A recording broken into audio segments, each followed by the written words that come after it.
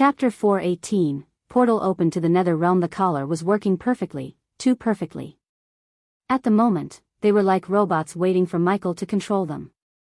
That meant their each and every moment could be controlled by Michael. It was not efficient when he had thousands of undeads, as he would not be able to control each and every one. He wanted them like mindless war machines. If he instructed them to attack, they should be able to attack their target without him controlling their movements. This way, whoever controls the collar would have less stress on their brain. Grr, the undead growled as Michael approached the undead. Jonah and Dalar were staring at the undead without batting an eye. Dalar started to sweat inside his long coat. If Lucifer was able to control the undeads without him, his usefulness to Lucifer would diminish greatly. Since the system could not make Dalar his subordinate for some reason, Michael always handled Dalar with caution. He wanted to replace Dalar if Dalar tried anything weird. He almost replaced Dalar with the portal opener. Before the portal opener, Dalar was the only one who could open a portal to summon the Netherals, but this portal was one way. Only Netherals could walk through the portal, no one could enter the Nether Realm. Now Michael could open the portal to the Nether Realm and capture as many Netherals as he wanted. In addition, he could farm experience points inside the Nether Realm as well as gather rare herbs for his herbal garden. "What are you doing?" asked Gaia, looking at him tinkering with the bronze collar around the undead's neck. "Give me a minute. Using runes to control the Netherals would be much easier." Considering he was not a rune master, he had to take the long route by placing several components he bought from the system and the stores in this world into the collar. After tinkering with the collar for a few more minutes, Michael felt the control over the undead had been greatly reduced. But the undead was still in his control. "Attack that wall." His order sounded weird, but the undead was already running toward the wall he pointed. Reaching the wall, the undead began to attack the wall violently. It punched, scratched, slapped, and even bit the wall. "That's how you make an undead army." Michael cracked his neck. The words that came out of his mouth were drenched in pride. With an undead army, the bloodshed would be greatly reduced. Also, there wouldn't be major loyalty issues. Maintaining an undead army cost fewer resources, and compared to the human army, the undead army was several times deadlier. Unlike an army made of humans, the undead army would fight till the end, as they would not feel any emotions or pain. Jonah, Dalar, Michael called the both of them. They left the alpha undeads to come to him. With a flick of his wrist, Michael retrieved the portal opener from his space ring. He threw the portal opener into the middle of the hall and closed his eyes. "System, activate the portal, establishing connection with the portal opener. Please select a target location." Warning, the host will not be able to change the target location afterward. Nether Realm, locking coordinates, manipulating the space between the southern continent and the Nether Realm. The portal opener on the ground began to vibrate as the symbols glowed brighter and brighter with the seconds passing by. They could feel the distortion of space around them.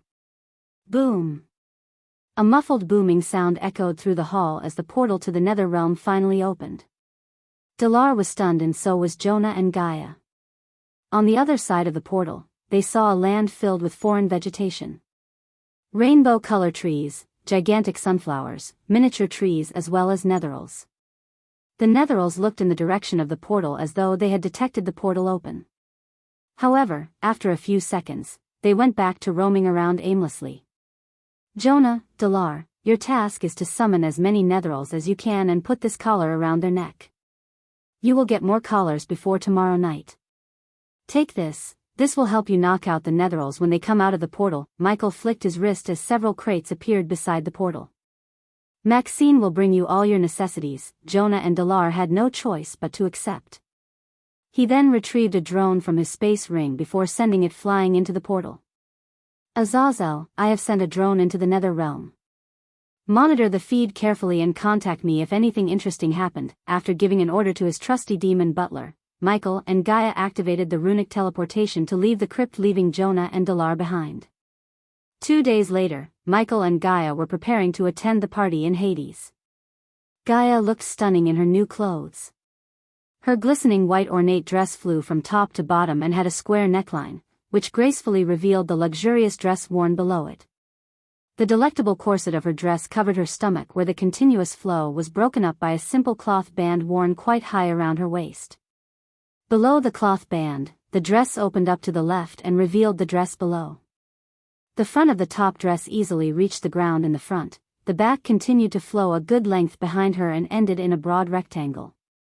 Her sleeves were incredibly long and incredibly wide. Their flow was broken up just above the elbow where they changed color from pearl white to a tinge of silver and where they were divided by thick, simple bands. These were the same fabric and color used to outline the edges of the dress. When she adjusted her loose hair, Michael was staggered by beauty. He wore a Victorian Gothic-style jacket that reached his knees. The jacket was ornate with silver etchings. His black trousers perfectly complemented his black jacket. Adjusting the edge of his sleeves one last time, he walked towards Gaia. He hugged her from behind and kissed the back of her neck passionately. He, it tickles Michael, she giggled. You smell good, Michael kissed her cheek. It's the jasmine drops Olivia gave me. Speaking of Olivia, is she still in seclusion? According to Claire, Olivia was trying to break through to the core formation level 9 and she had been in seclusion ever since Gaia left for the Fire Realm. After the championships tournament, Michael presented her with enough pills and potions to successfully reach the core formation level 9. He planned to make her his subordinate when she came out of the seclusion. Knock. Knock. Knock. Someone gently knocked on the door thrice. Since the two of them finished getting ready, they stepped toward the door. When they opened the door, Claire was standing outside in amazement. Wow, you two are going to steal the show. Claire put her hand around Gaia's hand and led them towards the outside. When they reached outside, almost the entire Sunrise sect was there to cheer for them. Michael felt like he was a celebrity on the red carpet. He waved his hand at the disciples as their thunderous cheers got louder. Ricky was waiting in the carriage. Ladies first, Michael opened the door for Claire and Gaia. He helped both of them get into the carriage by holding their hands as a gentleman should. Did you give the package to him? He asked Ricky. Yes, Master Ghost. He gave you this. Ricky handed over a tiny piece of paper. He opened the paper to see 2 words written inside. Debt settled. He put the paper into his space ring just in case.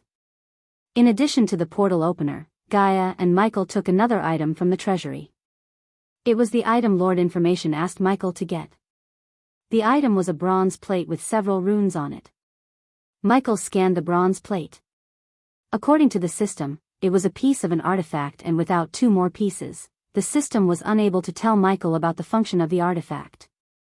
Although Michael was curious, he handed over the item to Lord Information via Ricky. With this, he had returned the favor to Lord Information for giving the information of who put the bounty on his head before the tournament. Also, Michael asked all his minions to call him Master Ghost instead of Your Majesty outside Bradford. There was no reason for this except the latter made him feel somewhat older. Since all the pathways were paved, the carriage ride was so smooth. It used to take 2 hours to reach the river town by carriage due to the untended path, but now, it would only take them an hour. When are you going to Mazeroth, Ghost? Tomorrow morning. Your finance gonna miss you. Claire playfully nudged Gaia's elbow. I am going into seclusion, lied Gaia as Claire was taken aback by surprise. Again? Don't tell me you're about to reach the core strengthening stage. Gaia shook her head. How can I? Am not a monster like him. Chapter 419, Engagement Party at Hades. The vibrancy of the river town peaked when they heard Ghost was planning to visit Hades. This was his first visit to the river town as their king. The people had decorated the entire town with lanterns, ornaments, dancing dragons that resembled nightmare, and signboards. Regardless, it was the morning, the people of the river town fired countless fireworks into the sky. Their clothes were contrary to the colorful decorations. Almost all the people in the river town were dressed in black. They did not know the purpose of his visit. Nonetheless, they were delighted to welcome their king. Hail His Majesty! Hail His Majesty! Hail His Majesty! Hail His Majesty! Hail Sunrise Sect! Hail Sunrise Sect! Hail Sunrise Sect! Hail Sunrise Sect! Long live the king! Long live the king! Long live the king! Long live the king! Their thunderous chants echoed through the river town as the carriage of Ghost entered the town. The carriage slowly moved towards the Hades where the waitresses and waiters were waiting to welcome Michael. Today, Hades was closed. Only the invited guests could enter Hades. The guest had already arrived at Hades and they were waiting for Ghost to make his appearance. Gloria, the manager of Hades, was waiting outside with a wide grin on her face. No one would tell she was a commoner by looking at her. From her clothes to her attitude, everything changed after joining Hades. Even the waiters and waitresses looked stylish and smart in black coats, white shirts, and bows. Inside the carriage, Michael had a grin on his face. The notification sound of getting badass points sounded louder and louder. He almost earned 20,000 badass points just by reaching the river town. It seems our son has come. Meanwhile, inside the Hades, Ethan put the orange juice in his hand and whispered to Diana. The loud noise outside made it obvious. When Diana saw the invitation from Ghost, she was excited beyond words. She cancelled all the events she had to attend and made time to come to the river town. Ethan was equally excited to see his son regardless of what happened in the tournament. Despite everything that happened, everyone got what they wanted. Andrews was about to be engaged to Princess Catherine, Ghost got his own kingdom, and the king got to save his daughter. Excuse me, while Diana was waiting for her son, she heard a sweet childish voice from behind. She turned back to see a cute little girl wearing a glistening blue dress. She carried a green rose in her hand. The little girl's round eyes and her 2 pigtails made her extremely cute.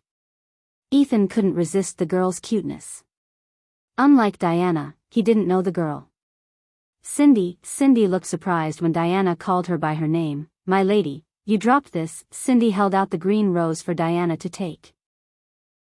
Ethan couldn't resist the little girl anymore as he ruffled her head. Diane, you know this cutie pie, she nodded. She's the daughter of Lady Raylene, the 5-star chef, and the little sister of Brother Ghost, Sister Elia, and Sister Claire. Cindy puffed out her chest and said, basking everyone around her with her cuteness.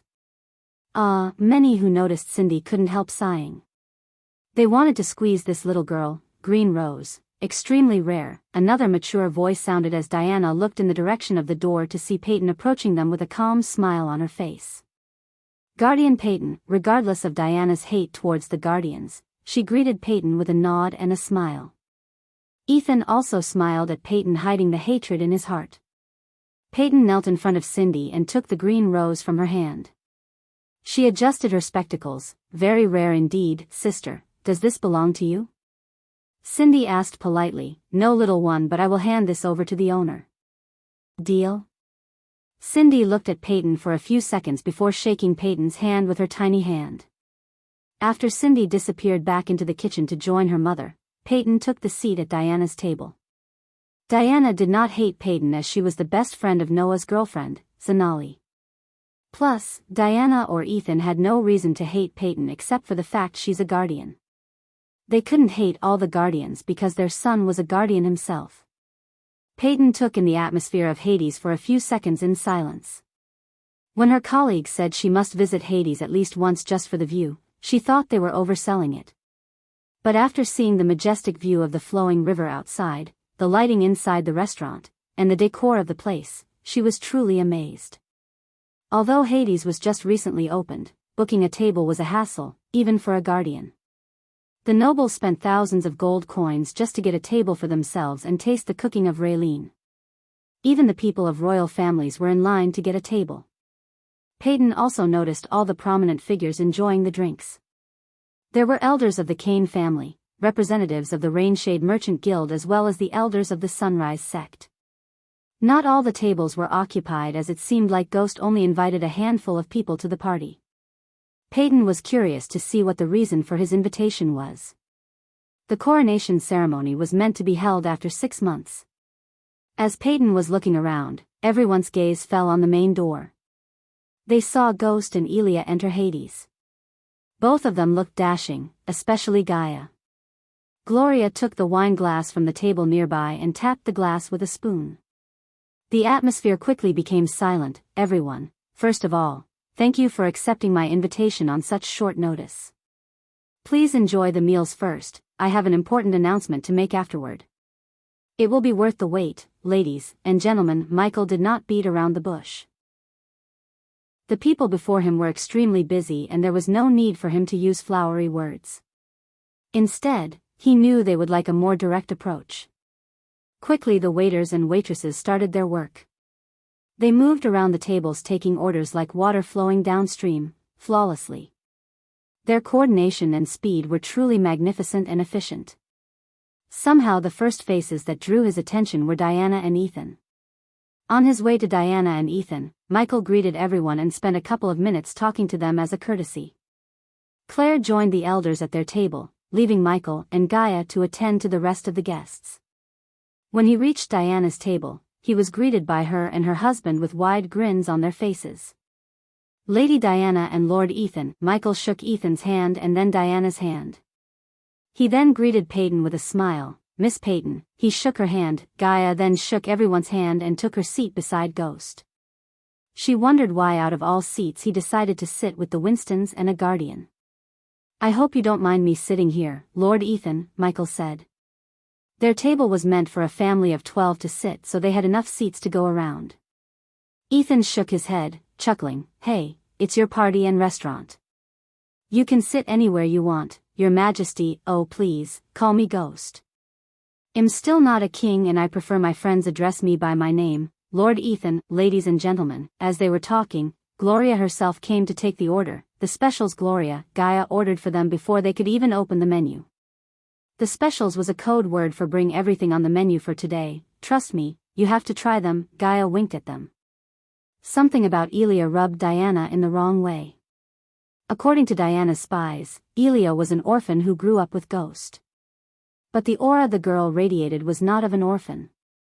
Diana met countless orphans and Elia was not one of them.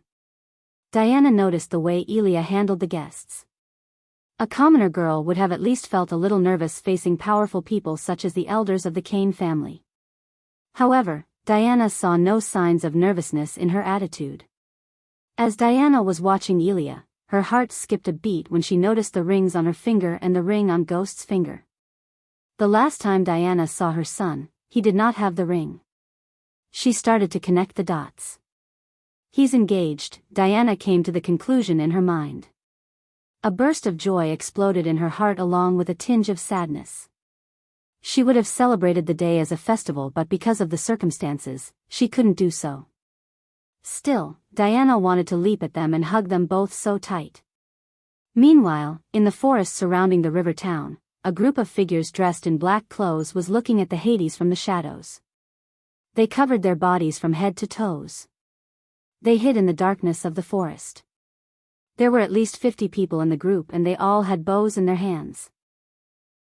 Team Hawk is in place, one of the black-clothed figures among the group spoke.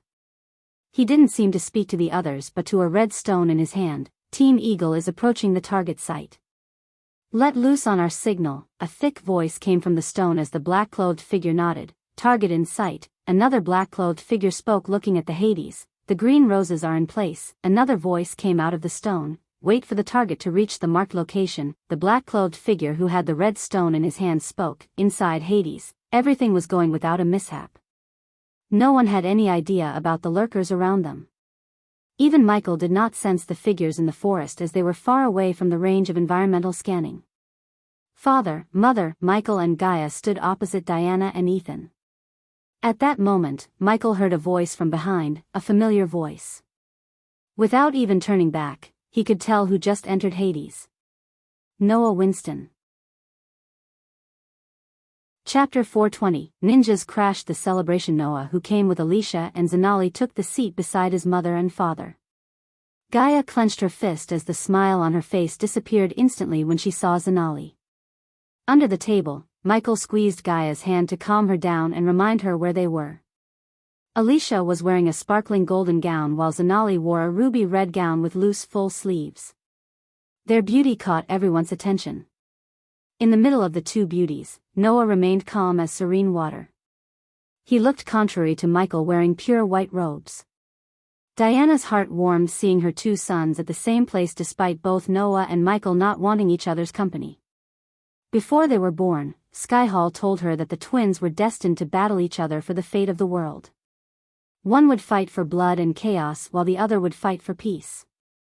Still, Diana invited Noah to the party just to start building the bridge between them and Ghost.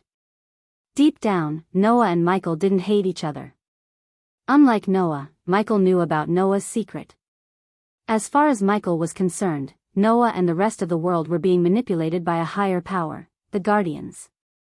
Have you two met each other before? Ethan asked, looking at them. Gaia's eyes were locked onto Zanali. For Zanali, on the other hand, a commoner girl no matter who she dates didn't earn her attention. Hence, Zanali did not even take a second glance at Gaia. Noah and Michael remained silent for a few moments. Diana was afraid that Noah would be mad at Michael for nearly killing Andrews during the tournament. Not like this, Noah calmly answered. Just like Michael, Noah too squeezed Alicia's hand under the table to calm her down. Ghost spared Peter his life but made his life a living hell by revealing Peter's vigilante life. In addition to that, he literally wiped the floor with Peter. The mental trauma Peter suffered affected Alicia's entire family. The Guardians started investigating Peter, and with the evidence Ghost provided, it was only a matter of time before Peter received a sentence from the guild. Compared to Michael, Noah was a good guy as he did not reveal Gaia's identity even though Ghost almost destroyed Alicia's family and killed his cousin. You know, unfortunate things happen in life. We should forget, forgive and move on, Ethan quickly said to ease things up. However, to everyone's surprise, Noah smiled. If you're talking about what happened to Andrews, I don't blame Ghost. Even Michael was surprised to hear Noah. He knew Noah was a guy who could be branded as a righteous goody two-shoes. Still, he didn't expect this answer from Noah. Andrews knew what he was getting into. I am glad everything worked out for everyone, Noah signaled one of the waitresses to fill their cups. The waitress came running to them with an expensive bottle of wine. She filled all their cups except for Michael and Gaia. Everyone at the table looked at the two of them with a bewildered face. We don't drink, Diana nodded approvingly while Ethan looked just stunned. Me too, Michael nodded at Noah with a smile. Noah really seemed like he didn't hold any grudge against Michael for beating the crap out of Andrews or destroying Peter. Of course, Noah still hated Ghost for using his talents to get richer instead of helping people. In Noah's mind, Ghost was a first-class self-centered person who would lift a finger if there is no profit for him. Diana was glad to hear Noah and felt quite proud of her son. Everything was going better than they expected. The aroma from the kitchen started to kindle their appetite. Noah and Michael could even hear some stomachs growling. They couldn't blame them as whatever Raylene was making smelled so good. Soon the waitresses and waiters arrived carrying plates from the kitchen. Gloria and two other waiters came to Michael's table with so many delicious dishes. They neatly lined the dishes on the round table for everyone to easily reach them. Creamy squash risotto with toasted pepitas, chilled marinated pork with Brussels sprouts, clam toast with pancetta, Filipino-style meatloaf, grilled garlic, and black pepper shrimp, grilled kingfish with creamed corn, olive oil confit chicken with cipollini onions, pork chops with celery and almond salad were just a few dishes Gloria and the two waiters could carry at once. The rest of the dishes were still on the kitchen table waiting to be picked up. My lords and my ladies, please enjoy your meals. After serving Michael, Gloria tapped the glass in her hands and announced with a gentle smile. Soon after she announced, everyone dug into the dishes in front of them. The hall was filled with the sound of forks and knives hitting the dishes and chewing. The feast continued without any problems. The desserts arrived right after everyone finished their main courses. At Michael's table, everyone was enjoying their meals in silence. Occasionally Diana tried to start a conversation that would involve both Noah and Ghost. However, when one answered, the other remained silent. So there was no conversation between Noah and Ghost as Diana wanted it to be. The desserts disappeared faster than the main courses. When everyone licked the plates and cups clean, they all looked at Ghost for the reason for his invitation. The floor is yours, Ghost. Ethan patted Michael on the shoulder as he stood up to talk. Who else still has some space in the stomach for more desserts? Michael joked. All the guests let out a chuckle. I have 2 announcements to make. 2 life-changing announcements. Michael looked at Gaia and smiled before continuing. Ladies and gentlemen, I was invited to join Mazeroth." The entire hall went silent after he announced. Gaia expected a few more sentences from his mouth, but he suddenly announced the thing without beating around the bush. The people were stunned, especially Diana. She felt a chill running through her spine. Her shock was not the good kind, it was utter fear and dread. Everyone's eyes were one ghost, so they failed to notice the gloomy look on Diana's face. Just as when Noah was about to turn to look at his mother, all of a sudden, Ghost stopped talking. The very next moment, the smile on Noah and Ghost's faces vanished. The two of them had sensed the danger before anyone else. Chill. Chill. 2 arrows pierced through the glass walls out of nowhere. In a blink of an eye, Michael and Noah both reached out to their parents. Noah caught the arrow that was aimed at his mother and Ghost grabbed the arrow that was aimed at Ethan. Chill. Chill. Chill.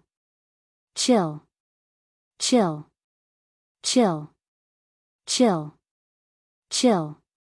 It took a few moments for everyone to realize what just happened. Thanks to Michael and Noah's reflex, they grabbed the arrow mid-air before they could hit Diana and Ethan. Get down. Peyton screamed as loud as she could after seeing the arrows. Chill. Chill. Chill. Chill. Chill. Chill. Chill. Chill. The glass walls around them shattered before anyone could react to Peyton's shout. Gaia immediately kicked the table before them and used the table as a cover. Sunlight shield, earth protection. Metal bubble. Many quickly cast defense spells while the arrows were continuously getting forced at them from all directions. Noah waved his hand as a white translucent bubble covered everyone hiding behind the table. Mom, Dad, stay here. Noah shouted, Pulch. Pulch. Arg, Gur, Arg, the blood splashed across Michael's table from the waiters who just got riddled by arrows. Lightning dash. He immediately cast the spell to save Gloria before she loses her life. The arrows were extremely fast. Even when he was using lightning dash, the arrows seemed to move relatively faster. He was too late, but not too late. An arrow stuck Gloria in the arm, but he was able to grab her and run into the kitchen area where they had no glass walls. When he entered the kitchen, he saw Raylene and Cindy backed into a corner by several figures in ninja robes. Under different circumstances, Michael would have thought of Earth when he saw the ninjas. Master Ghost. Brother. Raylene was holding Cindy tight. Her face was pale of the terror around her. The kitchen floor was red with blood. All the helpers were slaughtered by the 2 ninjas. On the floor near Cindy, Daniel was holding his stomach as blood was spraying out of the wound. He looked pale with blood loss. Michael's killing intent exploded through the roof when he saw this. The ninjas were only at body strengthening stage level 10. It seemed like Daniel, who was a core formation level 1 cultivator, saved Cindy and Raylene and brought enough time. The ninjas were extremely quick. A few minutes ago, Michael did not sense any danger around him. In a split second, they appeared on his environmental scanning map. They slaughtered the helpers in a few blinks. Ring of fire. Michael only had to think as streams of fire rushed out of his hands as though his hands were flamethrowers. It was not a ring of fire but a straight line of lava flame aimed at the 2 ninjas near Raylene and Cindy. Lightning dash. Michael felt losing control to the third persona. It was like something screaming inside his head to let it out. This time, Michael had the upper hand thanks to the meditation and control over his anger. The ninjas were fast but not as fast as Michael. Before they could leap at him, he reached Raylene and Cindy. Go. Michael shouted as he willed the system to buy a teleportation scroll and teleport the 3 of them to his room in the Dark Forest mansion. In addition to the teleportation scroll, he also willed the system to knock them out unconscious. The bright light flashed across the kitchen and in the next second, Cindy, Raylene, and Daniel disappeared from their sight. The kitchen then became darker as he turned back. His eyes flickered in red. The ninjas who were surrounding him had no idea they just punched the ticket to hell. 15 body strengthening stage level 10 ninjas were about to face one pissed off core strengthening stage warrior. Ghost was too mad to think about the reason for the ambush or who sent the ninjas. Chapter 421, Gruesome Massacre. Gruesome Massacre. Michael could hear the sound of battle outside. But more than the sound of spells, the sound of arrows shattering glass and utensils rolling on the ground could be heard louder. He was surrounded by 15 body-strengthening stage level 10 cultivators. At the moment, they all looked like dead bodies to Michael because they would soon be. Chop him to pieces, one of the ninjas ordered the others as they dashed at him. Michael, on the other hand, did not unsheath his words or cast any spells. Instead, he grabbed the kitchen knives from the nearby table where the soup was boiling in the pan. The ninjas zigzagged towards him. Surprisingly, Michael did not hear them casting any spells. Michael couldn't care less how they managed to perform chantless spell casting. Some of the ninjas stayed behind and fired arrows made of black energy. Those ninjas who dashed at him swung their daggers at Michael. The responsive shield spell formed a transparent blue bubble around him. When the arrows hit the bubble, they just disappeared. In a blink of an eye, Michael grabbed the ninjas by their hands before they could cut him. Pulch. Pulch. Pulch. Pulch. He stabbed both the ninjas in their chests violently. The blood kept splashing out of their bodies. Boom. He threw the 2 ninjas onto the others. The ninjas had lightning-quick reflexes, so they avoided the 2 dead ninjas. He did not stop at that as he grabbed the soup bowl and threw the bubbling hot soup onto the ninja dashing towards him. Ah! One unfortunate ninja's skin was completely burnt by the soup because the ninja did not have any defense spell cast on him like the rest of them. Ring of Fire, he raised both his hands at the ninja who was screaming in agony. Out of his hands, a scorching hot stream of fire came out. The fire burned the ninja into a pile of dust within a few seconds. Surprisingly, the ninjas did not back off. Instead, they dashed at him more furiously. Michael showed no mercy to them. He grabbed one ninja by his hand, slamming him onto the table where Raylene used to cut meats. This time the ninjas threw star-shaped shurikens at him. Countless shurikens glowing in crimson red flew towards him. Yet all of them burnt to a crisp when they came to contact with the responsive shield. He grabbed the cleaver on the table as the ninja on the table squirmed frantically. 3 ninjas leaped at him to save the ninja on the table. Ignitia, holding the meat cleaver in one hand, sent bolts of lightning at the ninjas approaching him with the other. Zzz-chich. Zzz-chich. Arg. Arg. Arg. The lightning bolts hit their target with deadly accuracy. The ninjas dropped dead to the ground and all of them had a hold right between their eyes. Ah! This time, an ear-piercing squeal came out from under the table. It was Gloria who witnessed Michael chopping the ninja on the table to pieces with the meat cleaver. She couldn't hold back her scream. In her life, she had never seen such a gruesome killing. Until now, she was looking at him killing the other ninjas and keeping her mouth shut. But when she saw him chopping the ninja into pieces, she couldn't hold back. The ninjas did not change their target. Even after seeing their friend getting chopped to death, they still rushed toward Michael without a sliver of fear for their lives in their eyes. Outside the kitchen, everyone was still pinned down by the rain of arrows. Somehow the arrows pierced all their defensive spells.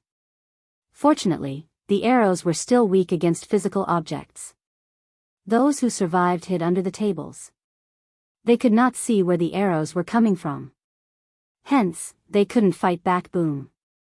Boom. Boom. All of a sudden, the ceiling above them exploded.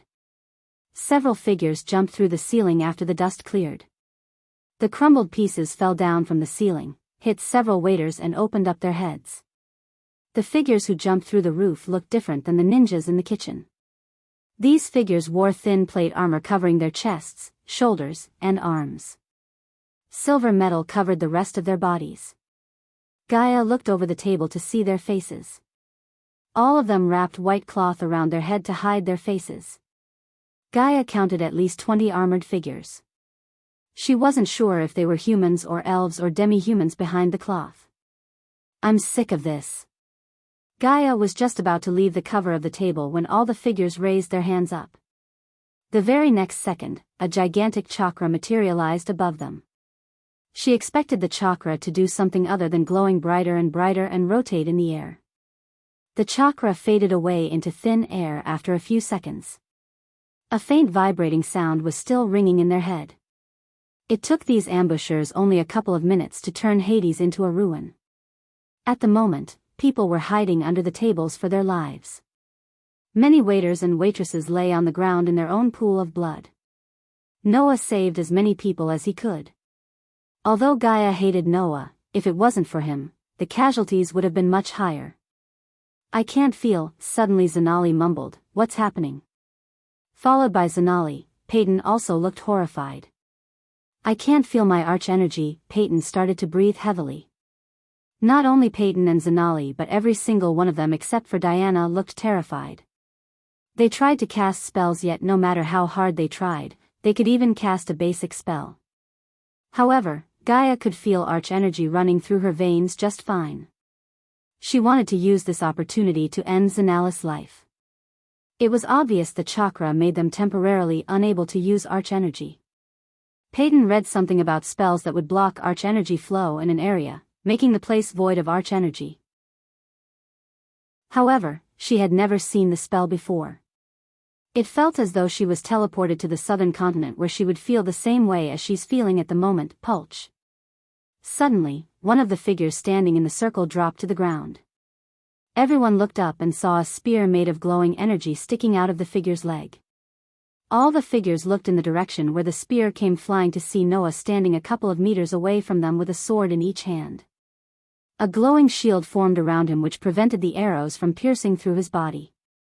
Gaia was not going to let Noah be the savior of them and steal the show. Besides, she knew about Michael's problem. She wanted to rush to the kitchen and help Michael before he lost control again.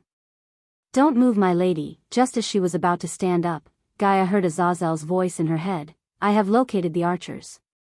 If you use your arch energy, the guardians will suspect you and Lord Lucifer. I will deal with the archers from here." Since Azazel lacked a physical body and he couldn't leave the dark forest without Michael's help, he was unable to kill the archers hiding in the woods. He located them using drones and spycams. It was either the ninjas were lucky or the ninjas were too skillful to pick a place in the woods that wasn't covered by any of the spycams. Azazel could count 50 to 70 archers surrounding the Hades. They were rapidly firing arrow after arrow to pin everyone down. Azazel moved all the spycams in the nearby area towards the archers. Each spycam was made with stingers and poison. If Azazel could inject poison into the archers, he could put a stop to the rain of arrows. Fuck it, Gaia was not going to stay still while Michael was losing control of himself. "I can't use arch energy, fine, I will still reach him," Gaia mumbled under her breath. "What are you going to do?" Peyton saw Gaia preparing to move out of the table. Whoosh. Whoosh. Whoosh. On the other hand, Noah was swinging his sword, cutting the fireballs fired at him by the armored figures. Noah was on the defensive, but he was gradually moving towards them. "Elia, wait." Diana tried to stop Gaia, but it was too late as she leaped out of the cover. Boom. Boom. Boom.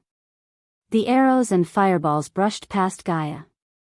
Several fireballs blasted the wall behind her. Arg! One arrow stuck her in the arm when she leaped into the air to reach the kitchen. What the? When she reached the kitchen, she felt a cold chill running through her spine. Her face turned pale. What she saw was a gruesome massacre. Limbs, chunks of meat, severed heads, and burned pieces of cloth were everywhere. The floor was completely drenched in blood. "Ghost," she uttered the word. Fear had suppressed her voice. She saw his back as he was holding a ninja by his neck against the wall. As she approached him, she couldn't help feeling dread in her core.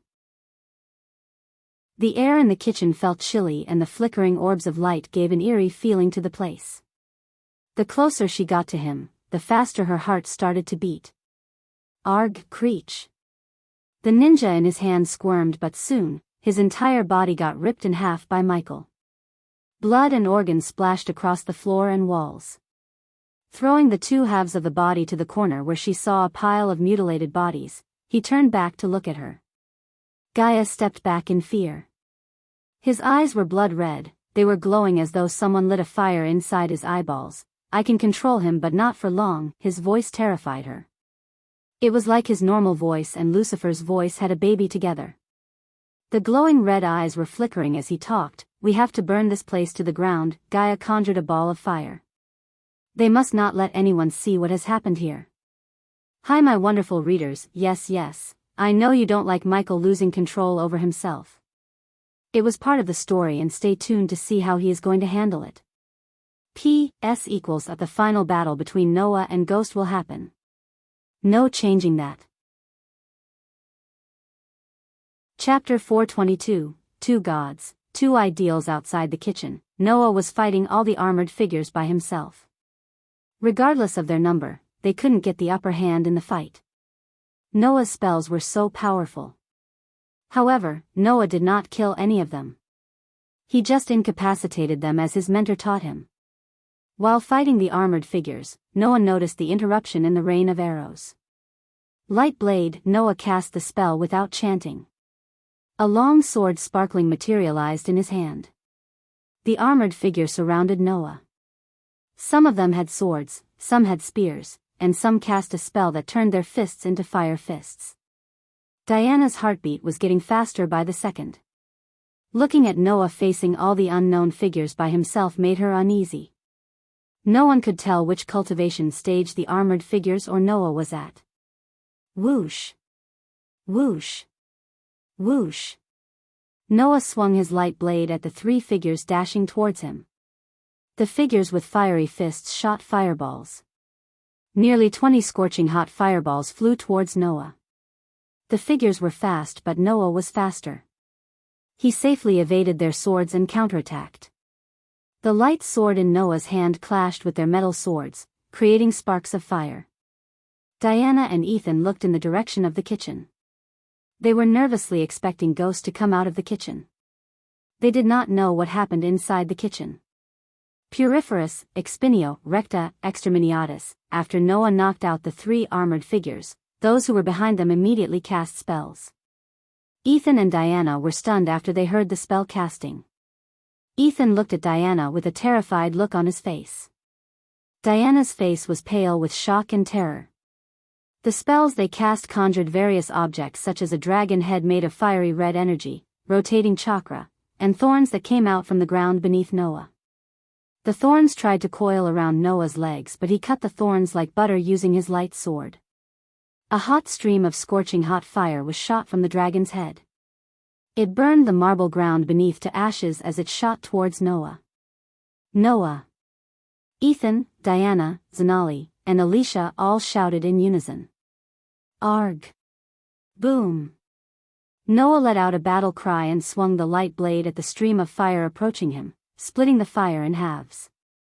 The translucent light bubble around Noah flickered after the chakra hit the bubble. The force of Noah's sword swinging split the ground open. One of the armored figures fell into the crack. When he tried to get out, Noah flicked his wrist, forming a light spear in his hand. He threw the light spear at the figure. The light spear stabbed the figure through the shoulder, pinning him to the ground. Noah started to breathe heavily as he could count 20 people surrounding him. In addition, he sensed more figures flying above the building. Teacher, Noah called his teacher in his mind. They can't keep the void spell for no longer than 10 minutes, Noah. 5 minutes more and all the cultivators here would get their arch energy back, Andreas' voice reassured Noah. Noah wiped off the blood dripping down the corner of his mouth. Noah closed his eyes as the translucent bubble became brighter once again. In Cronuno, Reflectinus, Clarasi, Scorchorus, some of the figures cast the spells and at the same time, the rest of them rushed at Noah. They seemed to target only Noah. Boom! All of a sudden, a loud explosion shook the entire building. The ceiling crumbled, raining concrete bits and pieces down. The explosion did not even slow the figures down a bit. Thick gray smoke came out of the kitchen and covered the entrance. Diana and Ethan fixed their eyes on the kitchen door. Through the cloud of smoke,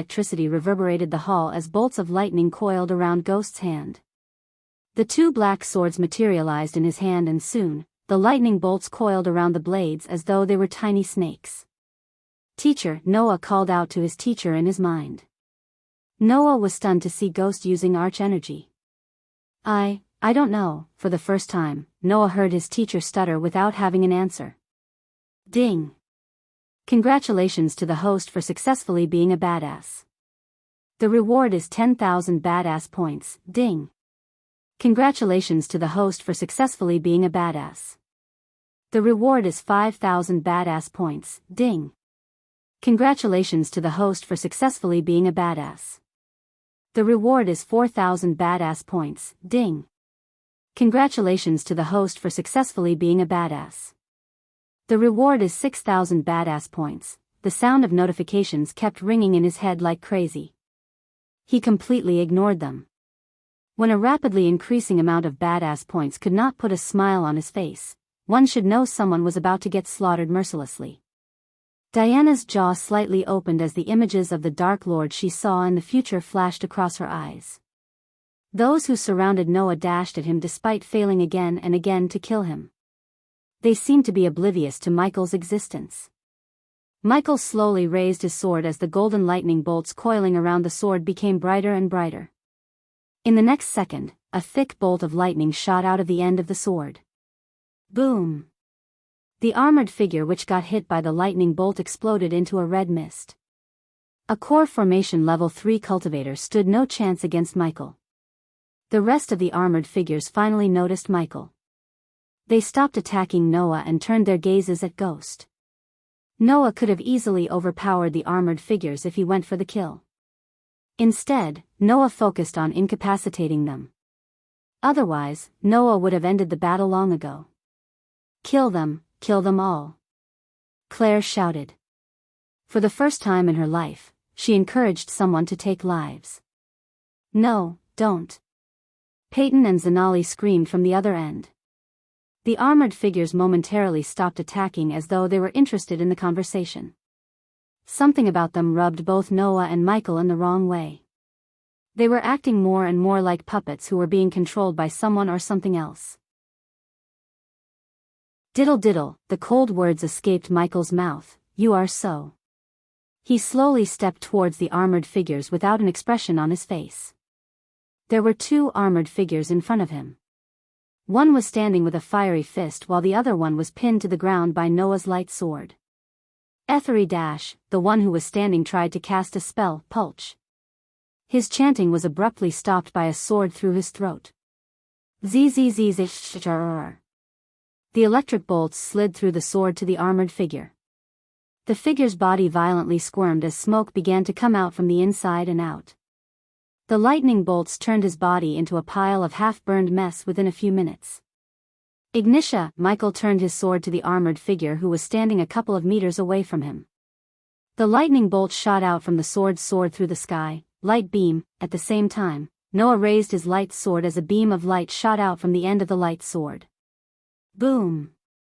The light beam hit the lightning bolt before it could reach the target. When they both clashed, a mini explosion knocked everyone around them to the ground. Their eyes were locked on each other. Chapter 423, Infiltrating the Alpha Guardian. Diana clenched her fish, looking at her sons. The two of them looked as though they were about to start a battle. If they battled it out, none of them would survive the backlash because just the clash of their spells knocked all the armored figures out. They were still struggling to stand up. Killing is not justice, Noah said calmly. Late justice is injustice, Michael coldly replied. Noah was planning to capture everyone and interrogate them while Michael planned to kill everyone except one. Michael would then interrogate the one to get the information he needed. Either of them knew the other one wouldn't back down without a fight. Usually, Michael would have avoided fighting with Noah, especially after knowing Noah's secrets. If he was to battle Noah, he had to use his full power. Revealing his full power would eventually lead them to conclude that Ghost and Lucifer were the same people. However, Michael was confident that Noah couldn't defeat him. He would either win or their battle would be a stalemate. The odds of Noah defeating him were almost zero unless Noah revealed himself as the future Supreme Guardian and the existence of Andreas' soul. He doubted Noah would reveal his secret, so Michael wasn't going to back down. Moreover, he was pissed off. These ambushers did not only destroy Hades but also killed Elder Mark. The Guardians almost had the same justice system as in most of the democratic countries on Earth. They would first file a case, then go to trial, then another trial, and another. The case would go forever. According to the information Michael gathered on the internal workings of the Guardians, it would take at least a few years for Noah to get the one who was responsible for the ambush. The worst thing was the Guardians would keep the armored figures safe and cozy in their prison cells instead of torturing them for information. There was no way in hell Noah would torture them. For Noah, these armored figures were just another problem. With time, even he might forget about them after handing over the case to some Guardian. If these armored figures had some power behind them, they would bribe the Guardians and get them out. Michael's route was more direct and efficient, although inhumane. He did not know Noah was planning to reform the Guardian Guild and their justice system from the ground. "I'm going to stop them." Ethan could not see his two sons fight. "Stop." All of a sudden, a gentle yet mighty voice reverberated in the area. A bright beam of light shot from the sky through the broken ceiling. The beam of light sent a shock wave when it hit the ground, breaking everything around. Several figures stepped out of the bright light beam. Alpha Guardian. Peyton was startled to see the sudden appearance of the Alpha Guardian of Hunter Guardians. Michael did not recognize the elf in front of him. Golden, straight hair slightly covers a fine, lived-in face. Expressive amber eyes, set deep within their sockets, watching over the castle bodies and the rubbles calmly. Her skin was smooth as silk and so flawless. The pointy ears looked as though they were a pair of sharp daggers. The set of armor she wore had a squared helm with a faceguard shaped in the face of an eagle. Attached to its side were two tall wing-shaped ornaments to mimic the shape of eagle wings. The shiny silver armor was made from many layers of smaller metal pieces, mimicking the scales of a dragon. It covered the entire front and backside, but the attachment straps leave the sides under the arms exposed, which enabled the armor to be more flexible. The edges and the linings in the armor were made of pure gold. On the chest plate, the letter H was surrounded by 4 wolves engraved. The armor made the elf look like she was almost 6 feet 6 inches in height. She looked at Ghost first and then turned her gaze to Noah. Without uttering a word, she just flicked a wrist as all the armored figures around them got beamed into the sky. Those who stepped out of the light beam with the elf also wore the same armor as the elf lady, but their faces were covered by helmets. "Guardians, sweep the place clean," the Alpha Guardian ordered her men. Everyone else breathed a sigh of relief after the Alpha Guardian's appearance. "Noah, do you need healing?" the Alpha Guardian asked Noah as he shook his head. The light sword in his hand disappeared. "You can all give your statements and leave." The Alpha Guardian did not even look at them. She just waved her hands like she was chasing dogs away. The people in the room were prominent figures. Seeing the way she acted rubbed them in the wrong way. Still, none of them expressed their dissatisfaction. The third persona inside him screamed at him to rip the elf into pieces. It couldn't take the disrespect well. Although Michael was pissed off at the Guardians, he was not stupid to go against a fusion stage level 3 warrior. Controlling the boiling anger within himself, he turned to leave. This was not the right time to go against the Guardians. The black swords disappeared into his space ring along with the golden bolts of lightning.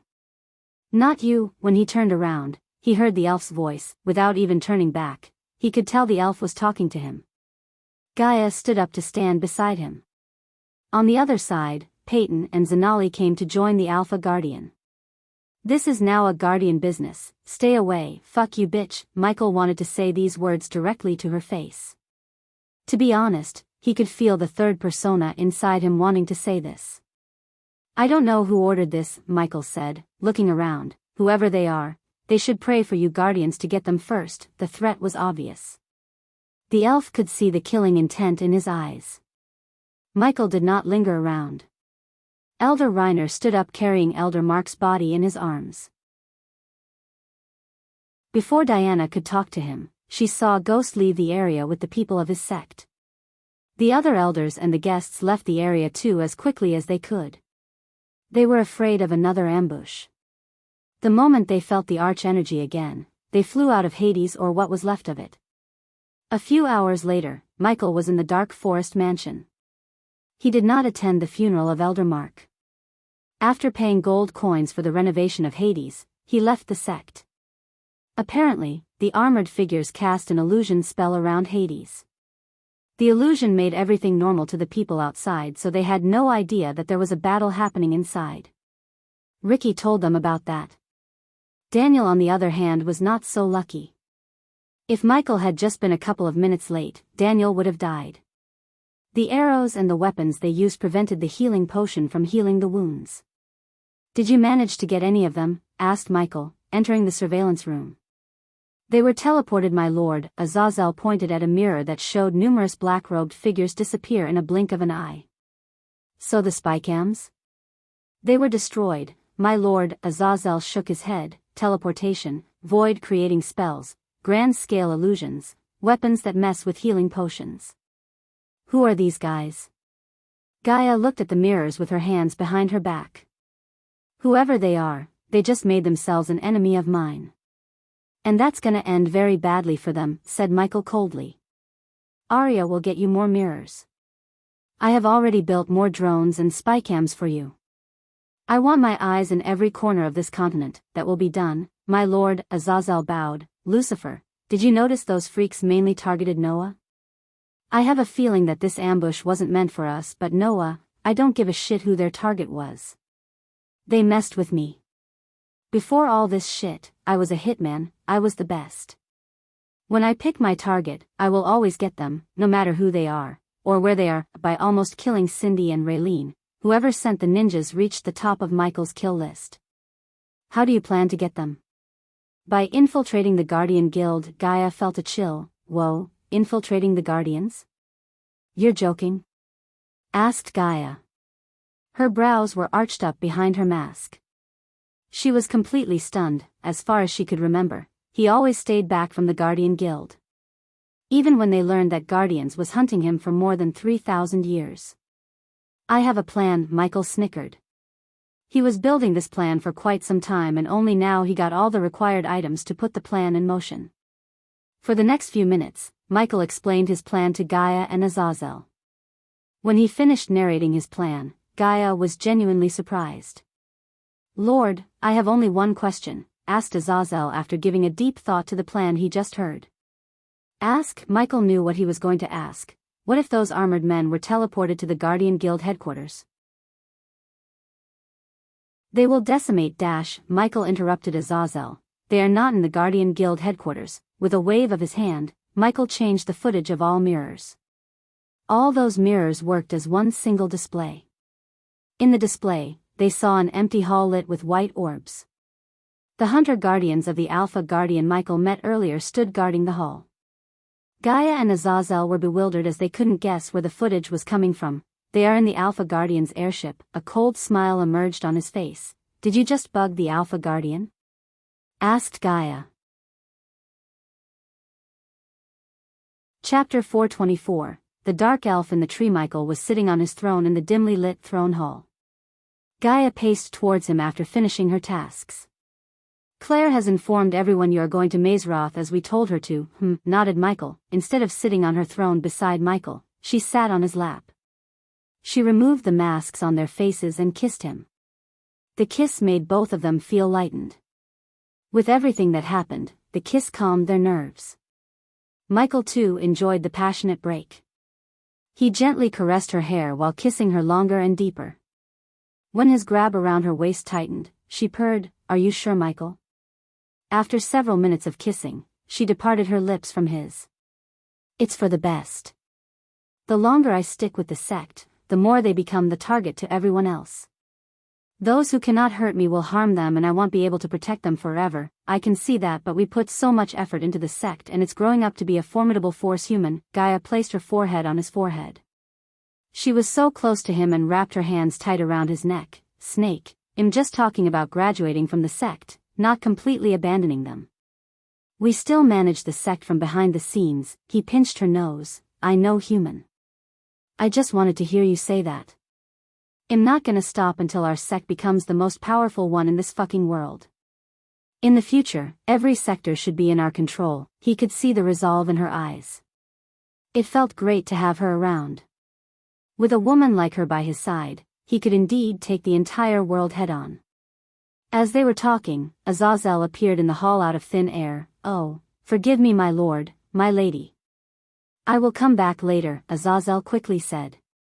"Don't be a baby Seabass," Gaia chuckled, looking at the mighty demon who tried to be courteous. "What is it, Azazel?" asked Michael before the demon started to blush or something. "I talked to Lady Arya, my lord. I informed her brothers should stay in the manor until you return. She asked for your permission to leave Jysel and stay with her brothers. Why not?" Michael wasn't going to prevent Arya from spending time with her brothers. The longer she spent time with her brothers, the more she would feel grateful to him. Thus, her loyalty to him would increase. He planned to make the two brothers his generals. Soon his undead army would grow in numbers and at that time, he would need loyal generals to command the army. Since Arya's brothers were soldiers, with enough training, they could become great generals. However, war and commanding an army was not Michael's area of expertise. Luckily, he had the Princess of Nagaland with him. Though Gaia had no prior experience commanding an army, there was no doubt in his mind. She would make a damn good queen and a superior commander. Another loose end tied. What else should we do before departing?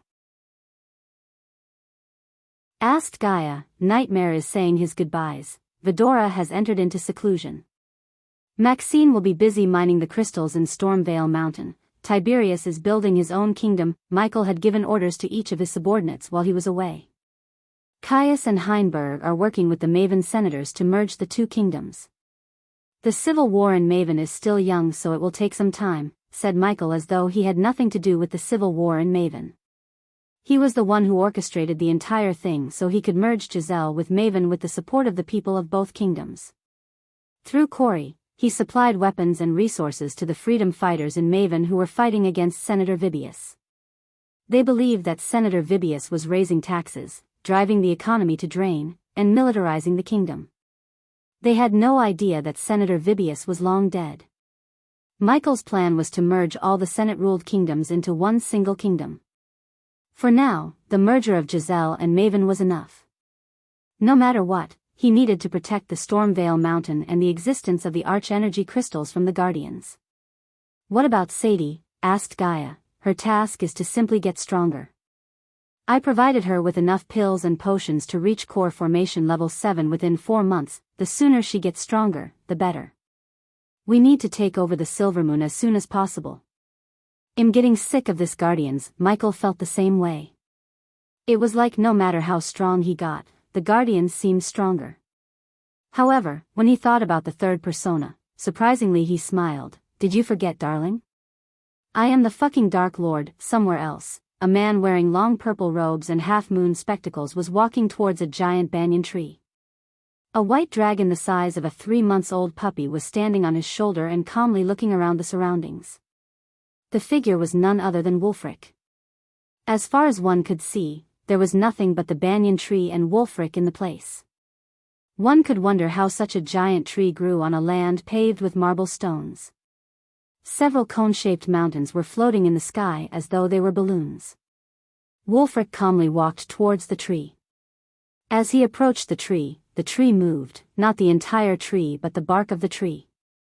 Destiny is a mysterious thing, another calm voice sounded from within the tree. Soon, a figure emerged from inside the tree. A humanoid figure and the face of a man could be seen in the tree.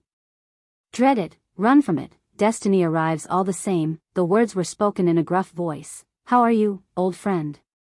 Wulfric asked the figure stuck to the tree. Same old Wulfric, asking the questions you already know the answer to. The figure seemed to be chuckling but the mouth did not move much. Elidor, Wulfric uttered the name. It's been ages since I heard that name, said Elidor. He sounded exhausted.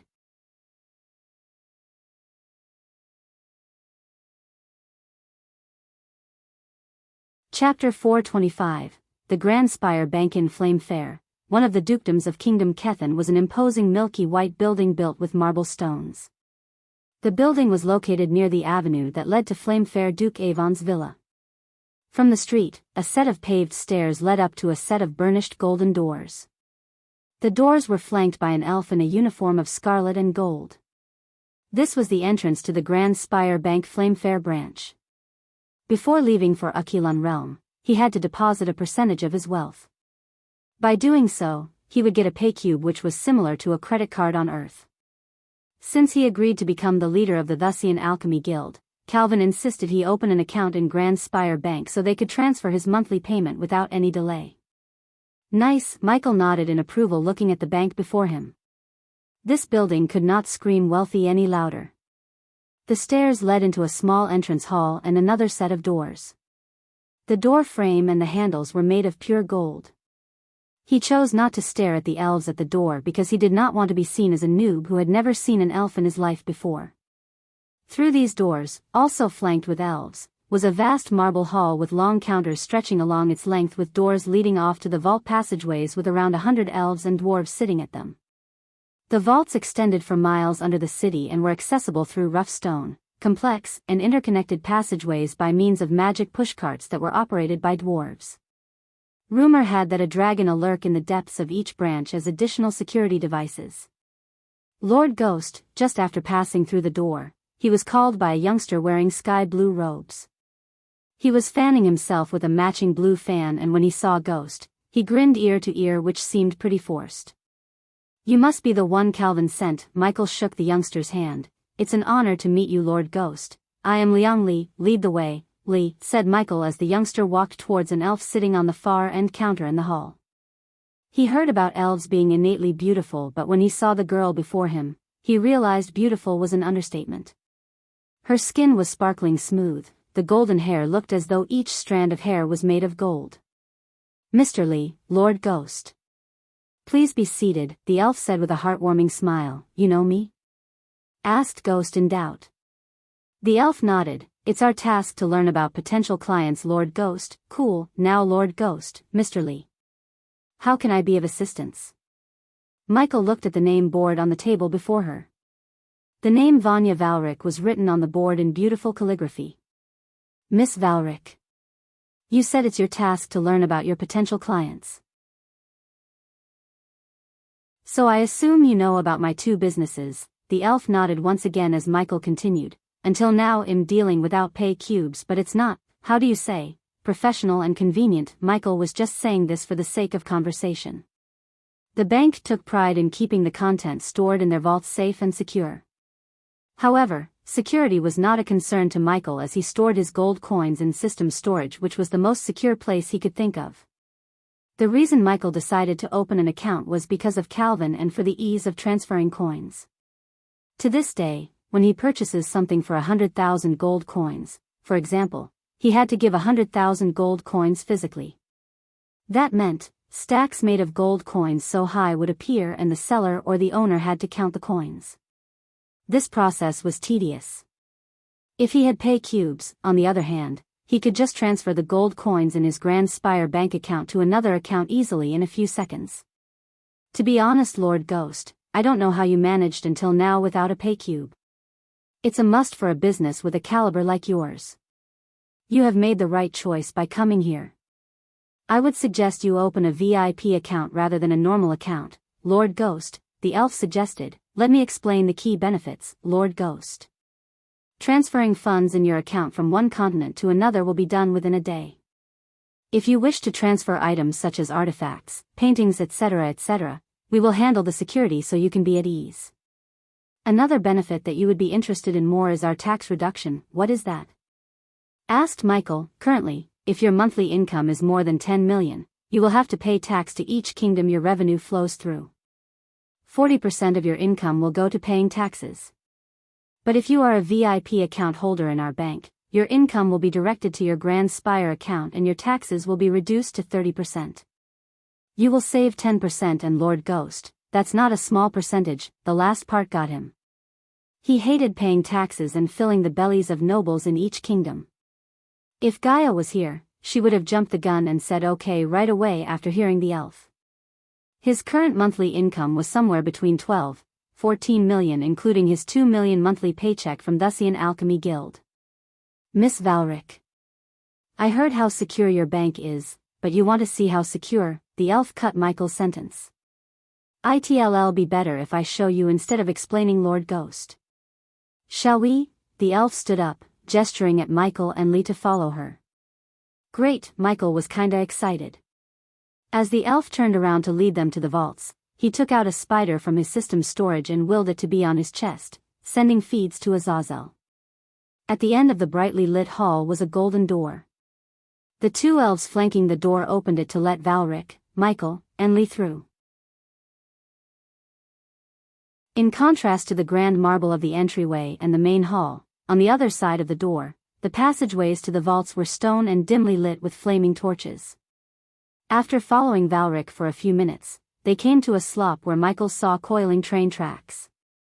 Levitas, a golden cart, materialized on the tracks after she uttered the word. The trio climbed onto the cart one by one, and when they were settled, Valric just flicked her wrist and the cart began to run automatically. Whoa, Lee seemed a little queasy when the cart began to accelerate significantly. The cart was taking them deep beneath the surface through the maze of twisting passages.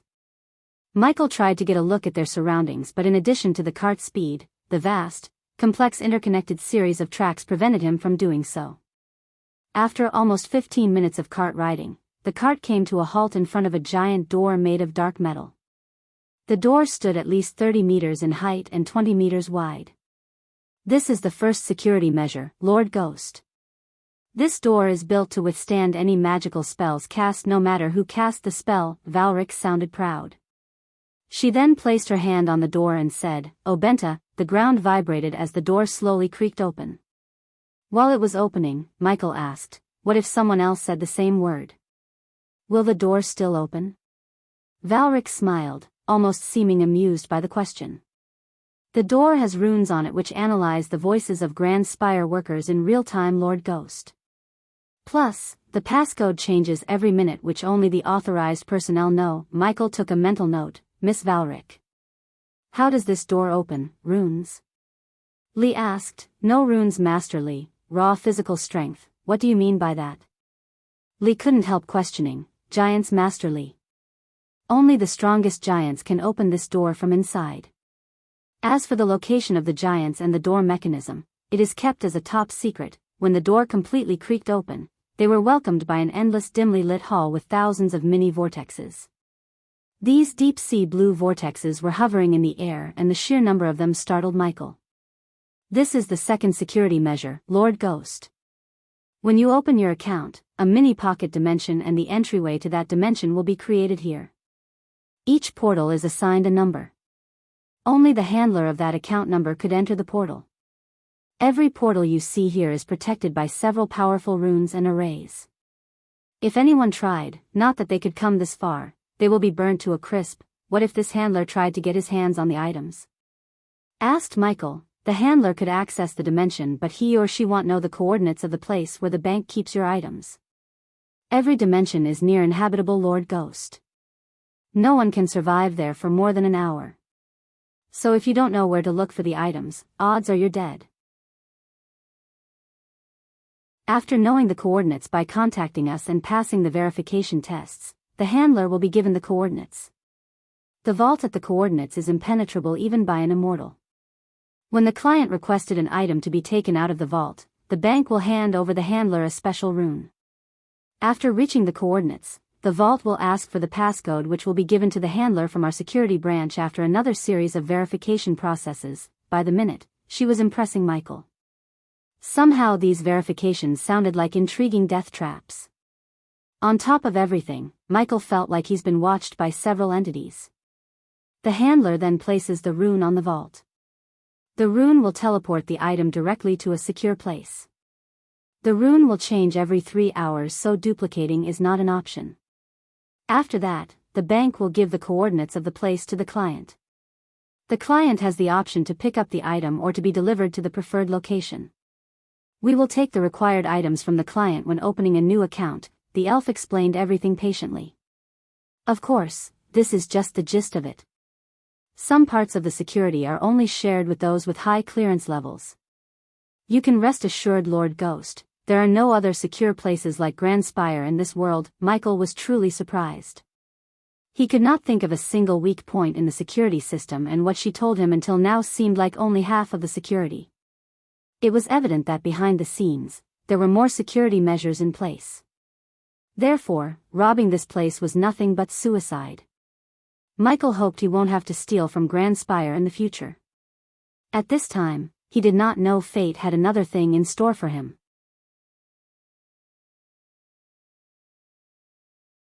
Chapter 426. Arriving at Mazaroth the next day, the sun slowly rose from the horizon, spreading its golden rays to the land. The warmth of the sun woke up the early birds along with the disciples of the Sunrise sect. The sect was completely revitalized by new buildings and majestic flower plantations.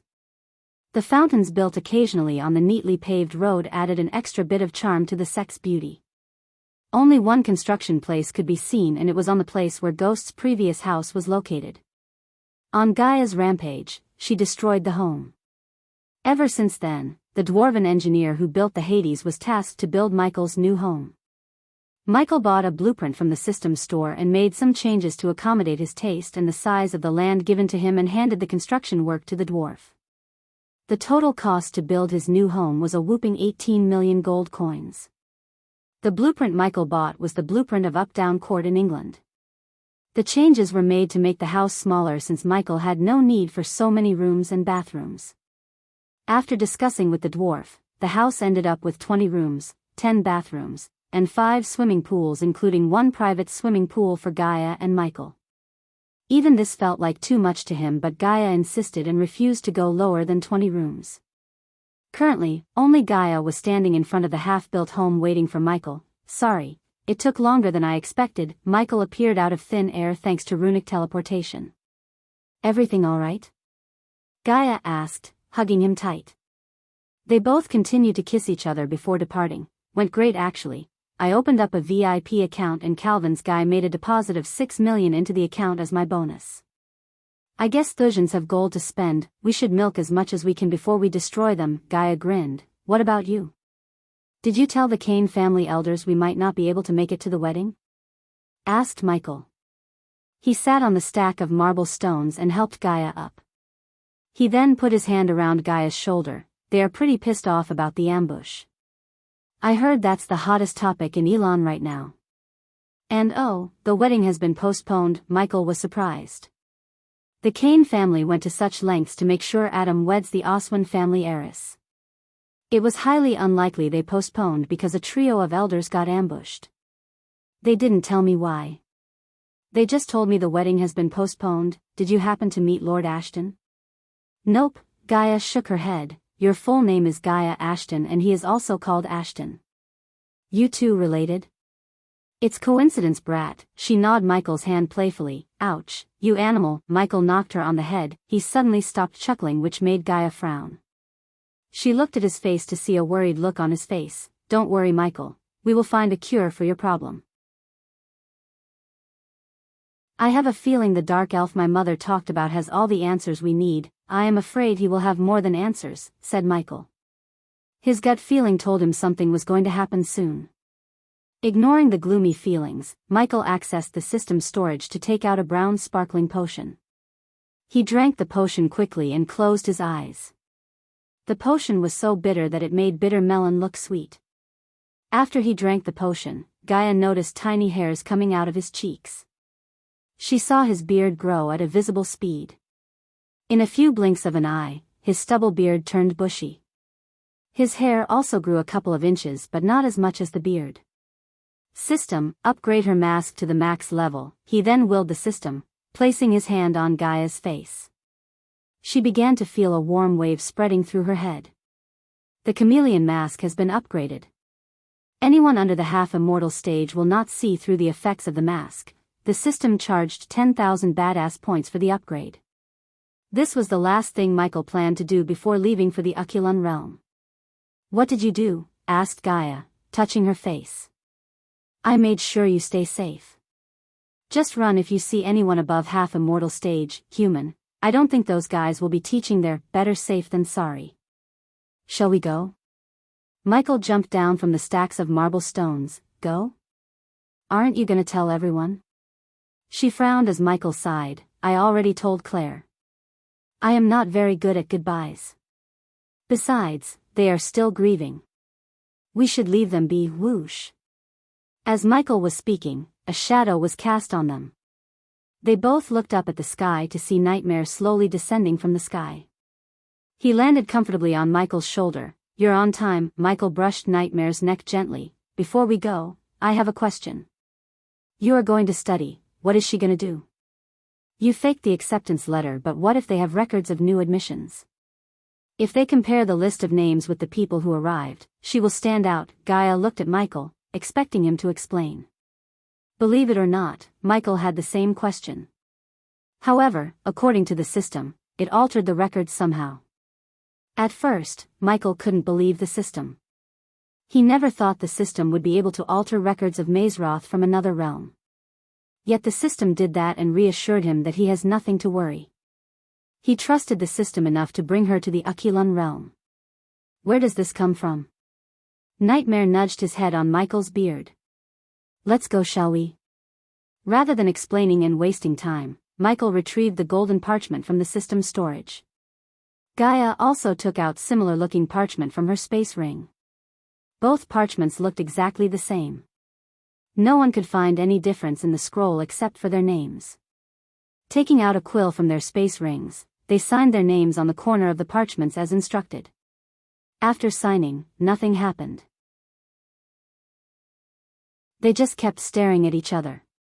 For a couple of minutes, an awkward silence filled the area.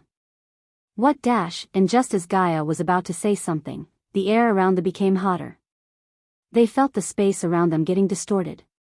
In the next second, a blue vortex appeared behind them, and in a blink of an eye, the vortex sucked them in. They traveled through space for more than 3 days, but for them, it felt like a couple of seconds. When they opened their eyes, they were standing on endless grassland. Wow, Nightmare's jaw dropped a couple of inches down in shock. Not only he but Gaia and Michael were also mesmerized by the beauty around them. The puffy milky white clouds seemed so close to them. Around them, there were hundreds of giant mountains in the shape of cones floating in the air. Hundreds of people flying on what seemed like swords and spears and even broomsticks. Whoosh! As they were basking in the beauty of the Aquilan realm, the space around them was distorted once again. Before even Michael could turn his head, Gaia was sucked into a vortex. Michael's heart skipped a beat as he reached for the vortex to pull her out.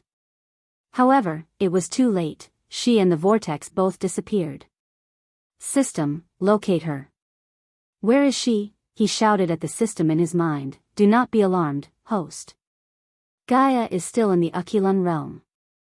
The system has teleported her to another more suitable location. What do you mean more suitable? You will see. The system kicked him out in spite of his urge to ask more questions.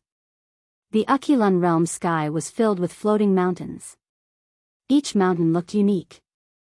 One had water flowing from the top, one was covered in vegetation, and one seemed to be covered in snow. Under different circumstances, Michael would have taken some time to enjoy the beauty in peace and calm. Now, he wanted to find Gaia first. Human, all of a sudden, he heard Gaia's voice in his head through the earpiece. Fuck, did you teleport me here? She sounded slightly annoyed because of the sudden teleportation. Trust me, I had no control. Where are you now? I think I'm on a floating mountain. So I guess, I'm still in Aquilan realm, Michael sighed. Let's find where are we exactly and rendezvous somewhere. Got it. Welcome to Mazeroth, a gruff voice sounded from behind. Michael quickly turned around and saw a giant of a man walking toward him. The man was about twice as tall as an average man, standing at 10 feet tall and 3 times as wide, with a long mane of shaggy black hair and a beard that covered most of his face. He kinda reminded Michael of Hagrid in Harry Potter. The entire world seemed to be the world of wizardry in a weird way. Except this man did not speak with an accent. You must be the youngster who goes by the name Ghost, and who is this majestic creature? Jirrrrr. When the man tried to pet Nightmare, the dragon showed his razor-sharp teeth. Fierce one, heh? I admire creatures with some spirit like this. You little dragon need all the spirit you can get to face those jerks called royal dragons. For a moment, Michael remained silent. He was scanning the man from top to bottom. Surprisingly, the man was only at the body strengthening stage. Where are my manners? I'm Gilrine, the groundskeeper of Mazeroth.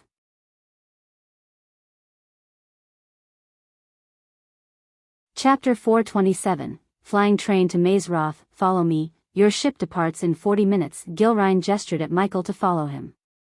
Reassured that Gaia is still in the Aquilan realm, Michael walked behind Gilrine looking around. The place was simply magical. The rainbows added another layer of charm to the already magnificent Aquilan realm. Michael did not know where Gilrine was leading him to. As far as he could see, there was nothing but grassland and floating mountains.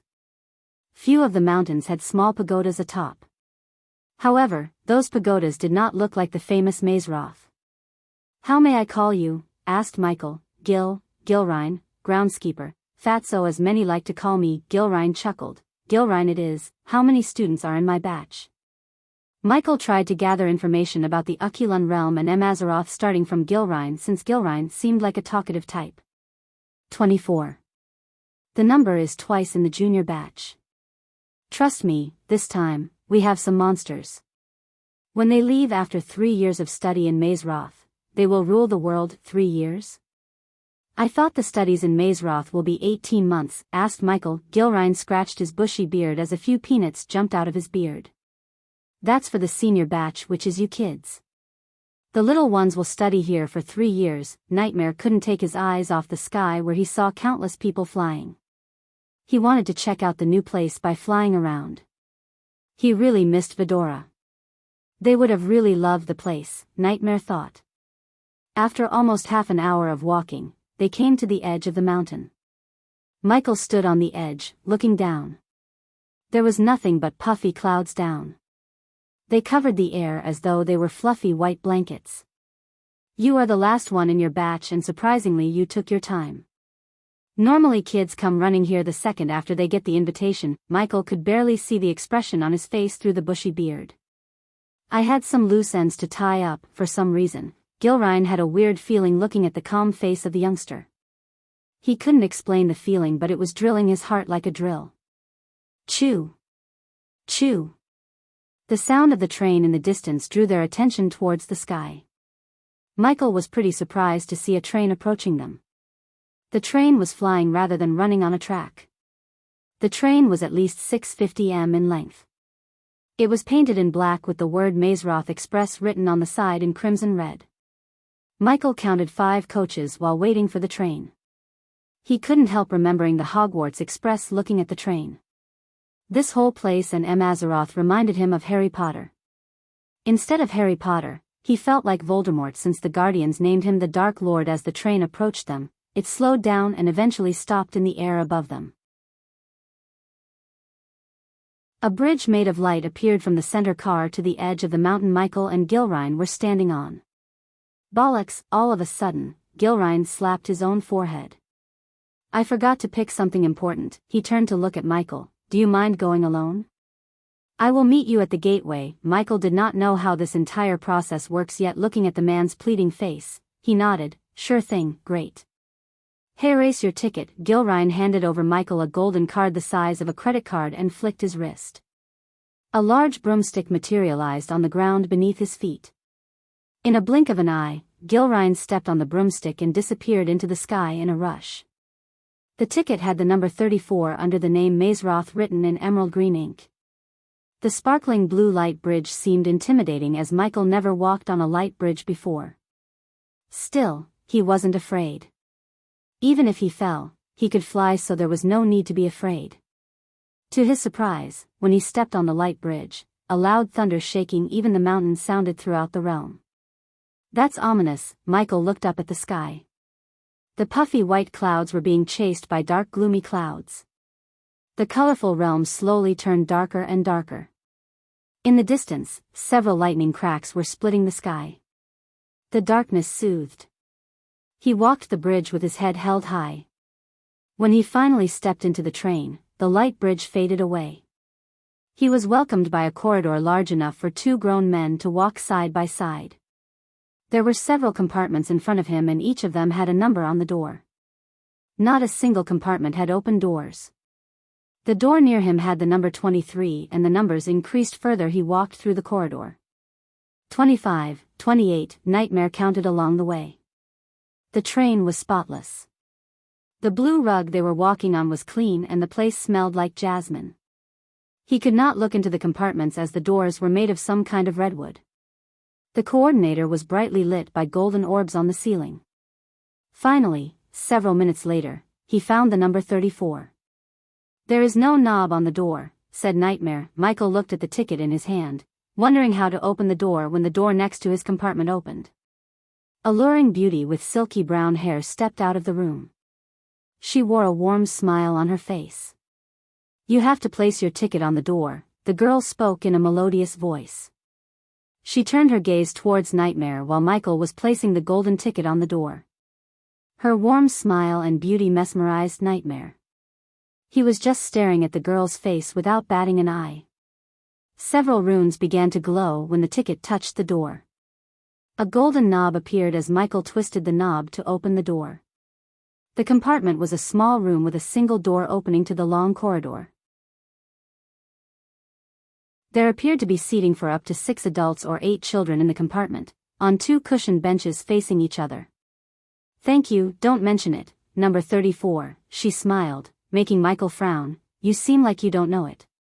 In Mazeroth, no student is allowed to use their names. Just only by the numbers given to us when they sort us into specialization houses. I am 33 until I get my student number. I'm your neighbor. The girl reached out her hand to shake his hands with a bright smile. She seemed warm and friendly, and deep down, she reminded someone of him. For the sake of manners, Michael shook her hand. She did not linger around to have a conversation as she returned to her compartment. He entered his compartment and sat next to the window. The windows were getting covered by tiny droplets of water formed by the drizzling rain. As though the train was waiting for him to settle in his compartment, the train began to move only after he reached his place. "Where is she?" Nightmare asked again. He jumped onto Michael's lap and looked at him with a worried face. "She's fine," he said before calling the system in his mind. "System, scan this compartment. I want to know if there is something that could spy on us. That will be 100 badass points." As usual, he had to pay the system to get it to do something. Surprisingly, the system informed him there is nothing in the compartment that could spy on them. "Where are you?" It took several seconds to get a reply from Gaia. "Human, you're not gonna believe this." Gaia sounded excited. "I will tell you everything when you come here." Michael frowned. "Are you in Mazeroth?" "Yeah." "Holy shit, Michael, you have to see this place. This is fucking awesome." He was stunned because Gaia was extremely hard to please, yet even he praised the place and seemed shocked by Mazeroth's beauty. "I have a surprise for you, Mikey. Come sooner, they'll be waiting for you." "Shit, I gotta go." The connection broke off abruptly. Although he did not know what was the reason for her excitement, he was relieved to hear she made it into Mazeroth without a problem. Inside the compartment next to Michael's compartment, two girls were drinking hot tea facing each other. "Edith, who were you talking to?" asked Victoria, the girl who betrayed Abraz and sent a dagger through his heart. Michael was oblivious to the point that he was sitting next to the Princess of Thusia, and the girl who he just talked to was the younger sister of Layla Alden. "Number 34, Edith chuckled, winking at Victoria. "You know, he was pretty okay in the eyes. Good height, awesome body. Regardless of his robes, I was still able to see his muscles flexing out. Plus, he has a dragon for a familiar. Let me guess, a forest dragon." Victoria did not even look at Edith. She was still looking outside through the window and calmly taking sips from her cup. "How did you know?"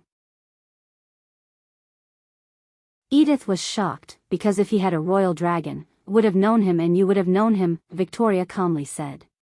Anyone could see the superiority in her voice. "So what? I'm telling you, you should find a boyfriend, and this is the only place you might find the one who fits your criteria. You always ask me to find a boyfriend. What about you? Have you confessed your feelings to your sweetheart?" Edith's face immediately turned red. "Or you're going to tell me that you and Noah are just friends?" Victoria was smiling. As far as she was concerned, nothing could worry her, and she and her family were reaching for heaven with the help of Cosmic Stream. Only if she knew the deadliest man in the world was sitting next to her with a vengeance against her and her kingdom.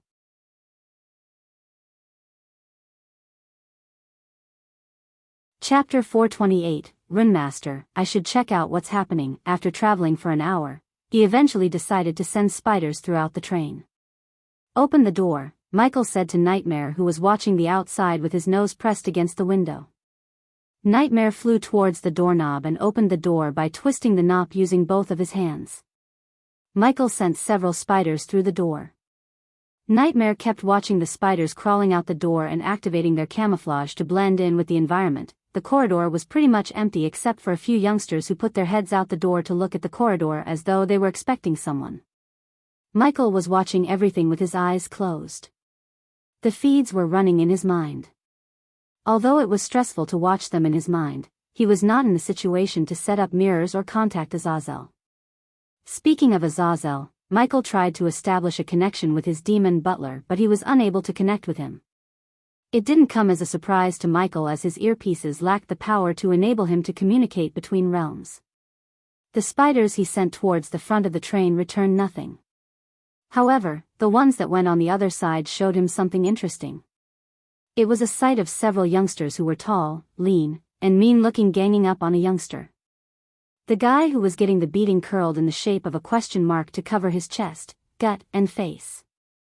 The elves wore robes so fine and silky. They looked like they were weaved using golden threads. They neatly combed their golden hair and wore a silver circlet with a red ruby in the center. Their pointy ears and flawless smooth skin were a dead giveaway of their identity as elves to Michael. He could not identify the youngster's race as he was covering his face. Michael moved around the spiders to get a better angle. Filthy half-blood, thank Eladriel we could only give you a beating, let's just cut his ears, I feel disgusting just by kicking this filthy half-blood, the elven youngsters were shouting while beating the one who they called half-blood. Michael began to realize what was happening and his suspicion was confirmed when he saw the ears of the youngster who was getting beaten up. Those ears were not as pointy as the ears of the elves, still they were not the ears of humans. Half-elf, Michael thought. He heard Claire's grandfather Christopher talk about the proud nature of elves. Because Claire's mother, who was an elf, eloped with a human, the House of Elican sent a mage to capture Elasha, Claire's mother, and put a powerful cure on Christopher and Claire's father. Claire was a half-elf too, but she seemed completely human, unlike the youngster. Although Claire was an exceptional beauty, it was still far too for someone to say she has elven blood running in her body. I am tired, yeah I need some blood wine, and I need to change my shoes because of this filth. The youngsters began to kick the half-elf harder and harder, but soon, they left him alone. Michael saw the half-elf lying on the ground still. He almost thought the half-elf lost consciousness because of the beating the elves gave him.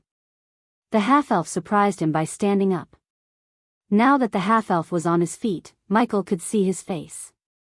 The half-elf had a pair of blue eyes, golden shoulder-length hair, warm ivory skin tone as well as a pair of arched eyebrows on his long face. Unlike the elves, the half-elf was wearing a cream-colored jacket, black pants that had several stitches and worn-out brown boots. The half-elf bent backward holding his waist. Oh my back, the half-elf grimaced, he then wiped off the blood coming out from his nostrils and surprisingly, he grinned ear to ear. The reason for his happiness was revealed to Michael when the half-elf opened his fist. Michael saw several silver rings. Great harvest. I hope these assholes have something valuable inside, the half-elf mumbled under his breath. Still, Michael was able to hear him. The half-elf gawked back and forth before rushing towards the back of the train.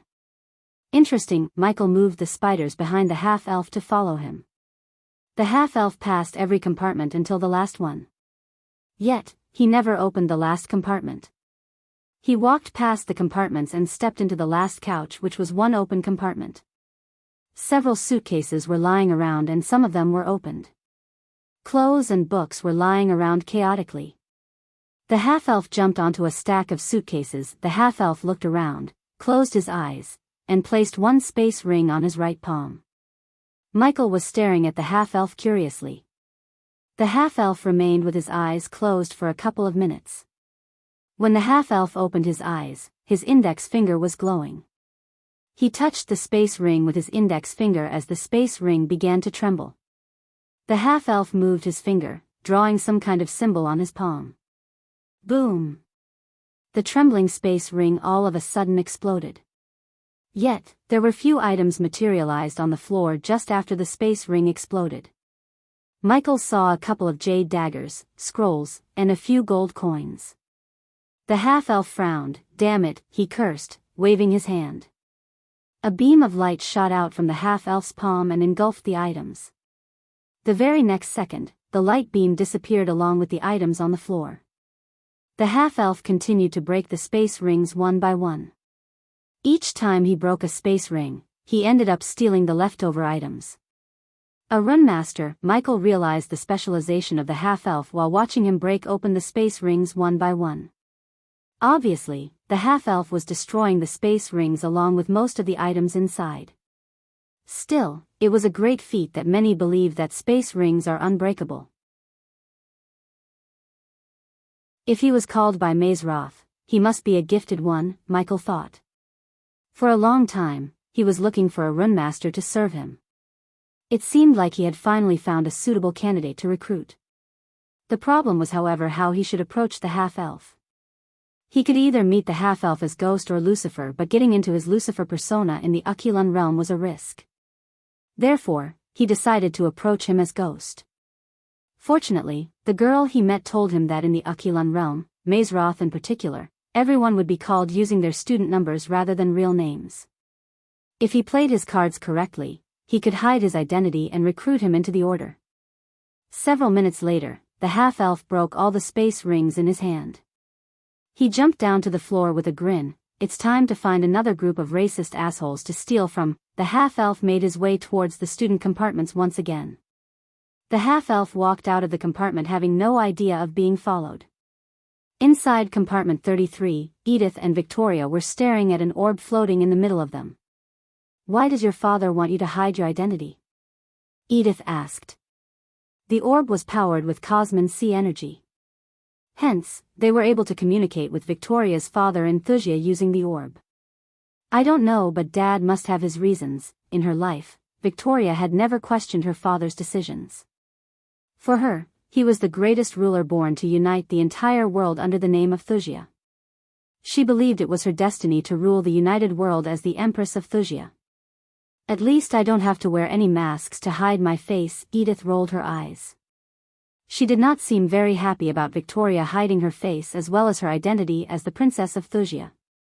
So be glad, Victoria said, flicking her wrist. A porcelain mask appeared on her face. She slowly placed the mask on her face. Victoria kept the mask on her face and gradually, the mask merged with her face, changing her facial feathers and the color of her hair. In mere moments, Victoria's face transformed completely. She looked nothing like the Victoria Edith knew and saw a few seconds ago. This is going to be weird, Edith said. She couldn't help reaching out to feel Victoria's face. Her face was still soft and very human-like. Now can you keep your mouth shut, Eddie? Edith knocked Victoria on the head playfully. I'm not a secret spiller. You can hide your face, but you cannot hide who you are. Eventually, you yourself will reveal your identity, and I'll have to save your butt as usual, Edith said, puffing her chest out. Tell me the one time you saved me, asked Victoria. Edith stuck her tongue out since not even once she saved Victoria from trouble. On the contrary, it was always Victoria who saved Edith from trouble. She was friends with Victoria as far as she could remember. Simply, they were family to each other.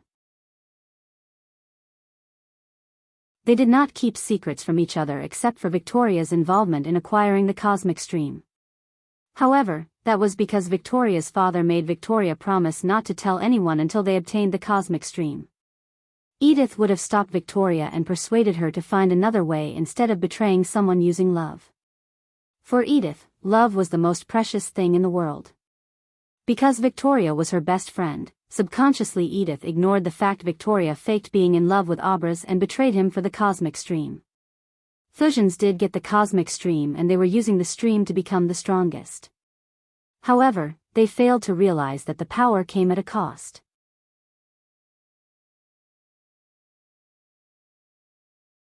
Chapter 429, Castle of Mazeroth. Castle of Mazeroth. While Michael was coming to Mazeroth on the train, Gaia had already reached the outskirts of Mazeroth. Mazeroth Castle was a large, 9-story-high building supported by celestial magic with 252 staircases throughout its many towers and turrets and very deep dungeons. The castle was built 4,000 years ago by a 6-star architect and the 4 most celebrated cultivators of the age, Archer Crook, Ingrid Stenham, Cho Jean, and Karjan Pavlovich. All of them were 6-star warrior, alchemist, rune master, and blacksmith respectively. The castle was the main building of the Mazeroth, regarded as the finest academy for studying wizardry in the world. Mazeroth was built on the Mother Mountain in Aquilon Realm. The Mother Mountain was said to be one giant mountain before something destroyed the mountain into pieces. The floating mountains were once pieces of the Mother Mountain. Mazeroth was surrounded by a fairly large lake to the south of the main building. The huge main oak front doors that led into the entrance hall faced west and opened up to sloping lawns. Endless forest extended around to the west of the castle. There were also exterior greenhouses and herbs patches on the school grounds for the alchemy students. Due to its ancient age and the sheer amount of celestial energy present in or around it, the castle had developed a form of sentience, though none could confirm this. Gaia just came out of the forest to the west. She was stunned by the sheer magnificence of the castle. She always praised the castle of Nagaland and took pride in the castle her ancestors built. However, the castle of Mazeroth made the castle of Nagaland look like a poor shack. "Ah, miss," suddenly Gaia heard a voice from behind. In a split second, a long sword appeared in her hand. She turned around at lightning speed. God. The one who shouted, seeing her sword against his throat, was a giant of a man. His face was almost covered by a tangled mane of a beard. "Miss, my name is Gilrine." "The groundskeeper of Maze Roth," said Gilrine without moving an inch. The pointy edge of the sword was just an inch away from his throat, and the girl looked as though she would send the sword through his throat if he dared to move. Prove it. Gaia was the intruder, yet she intimidated Gilrine without showing any hesitation. She trained herself to proficiently lie before meeting Ghost, but after meeting him, he honed her skill of lying further. One of the lessons she learned from Ghost was that the best way to lie was to believe the lie. Slowly, Gaia threatened when Gilrine tried to move his hand. "My card is in my pocket." Gilrine slowly moved his hand inside his coat pocket. Gaia heard several sounds. She even heard a bird squeak. Gilrine let out an awkward smile, trying to find his identification card given to him by the headmistress. It took him almost 5 minutes to find the card. Gaia noticed Gilrine taking out a silver card with his picture on it. The words "Groundskeeper of Maze Roth" was etched onto the card in gold. "Excellent," she thought to herself. "Miss, can you please?" Gilrine gently touched the sword, pleading for her to take the sword away from his throat. Gaia looked at Gilrine from top to bottom before finally moving the silver sword away from his throat. She put the sword into the sheath hanging on her waist. Sigh. Gilrine sighed. "Miss, how did you get here?" "You should be with your batchmates on the train," frowned Gilrine. "Batchmates? Who do you think I am?" "I am the new combat professor, Nayla Steinmeier," she exclaimed, flicking her wrist as a silver card similar to Gilrine's identification card appeared in her hand. She threw the card at Gilrine. Gilrine was taken aback by surprise. At most, she would be 30, and 30 was way too young to be a professor. Still, the identification card showed him that she was indeed Nayla Steinmeier, the new combat professor.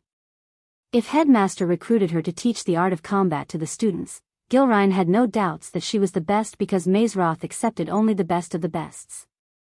"Professor Steinmeier, you were hunting out in the woods?" asked Gilrine. The thought of Gaia killing another imposter and taking her identification card and pretending to be Nayla Steinmeier never came across Gilrine's mind. After being teleported by the system, she woke up in the forest.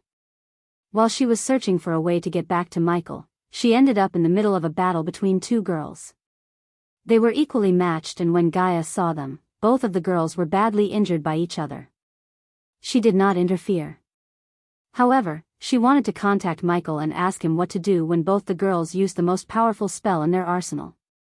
Unfortunately, the two girls died on the spot. As usual, Gaia tried to loot their bodies. The spells destroyed their bodies along with all their belongings except for the identification card and the long sword in her sheath. The moment she picked up the card, she experienced acute pain in her face. Surprisingly, the mask Michael gave her transformed her face to look like the face on the identification card. "Are you going to stand there or show me around the castle?" Yes, this way, Professor Steinmeier." "We still have some time before the students arrive." Gilrine walked in front of her, taking the lead. While showing around the castle grounds, Gilrine went on and on about the history of Maze Roth. Gaia paid no heed to the history lesson.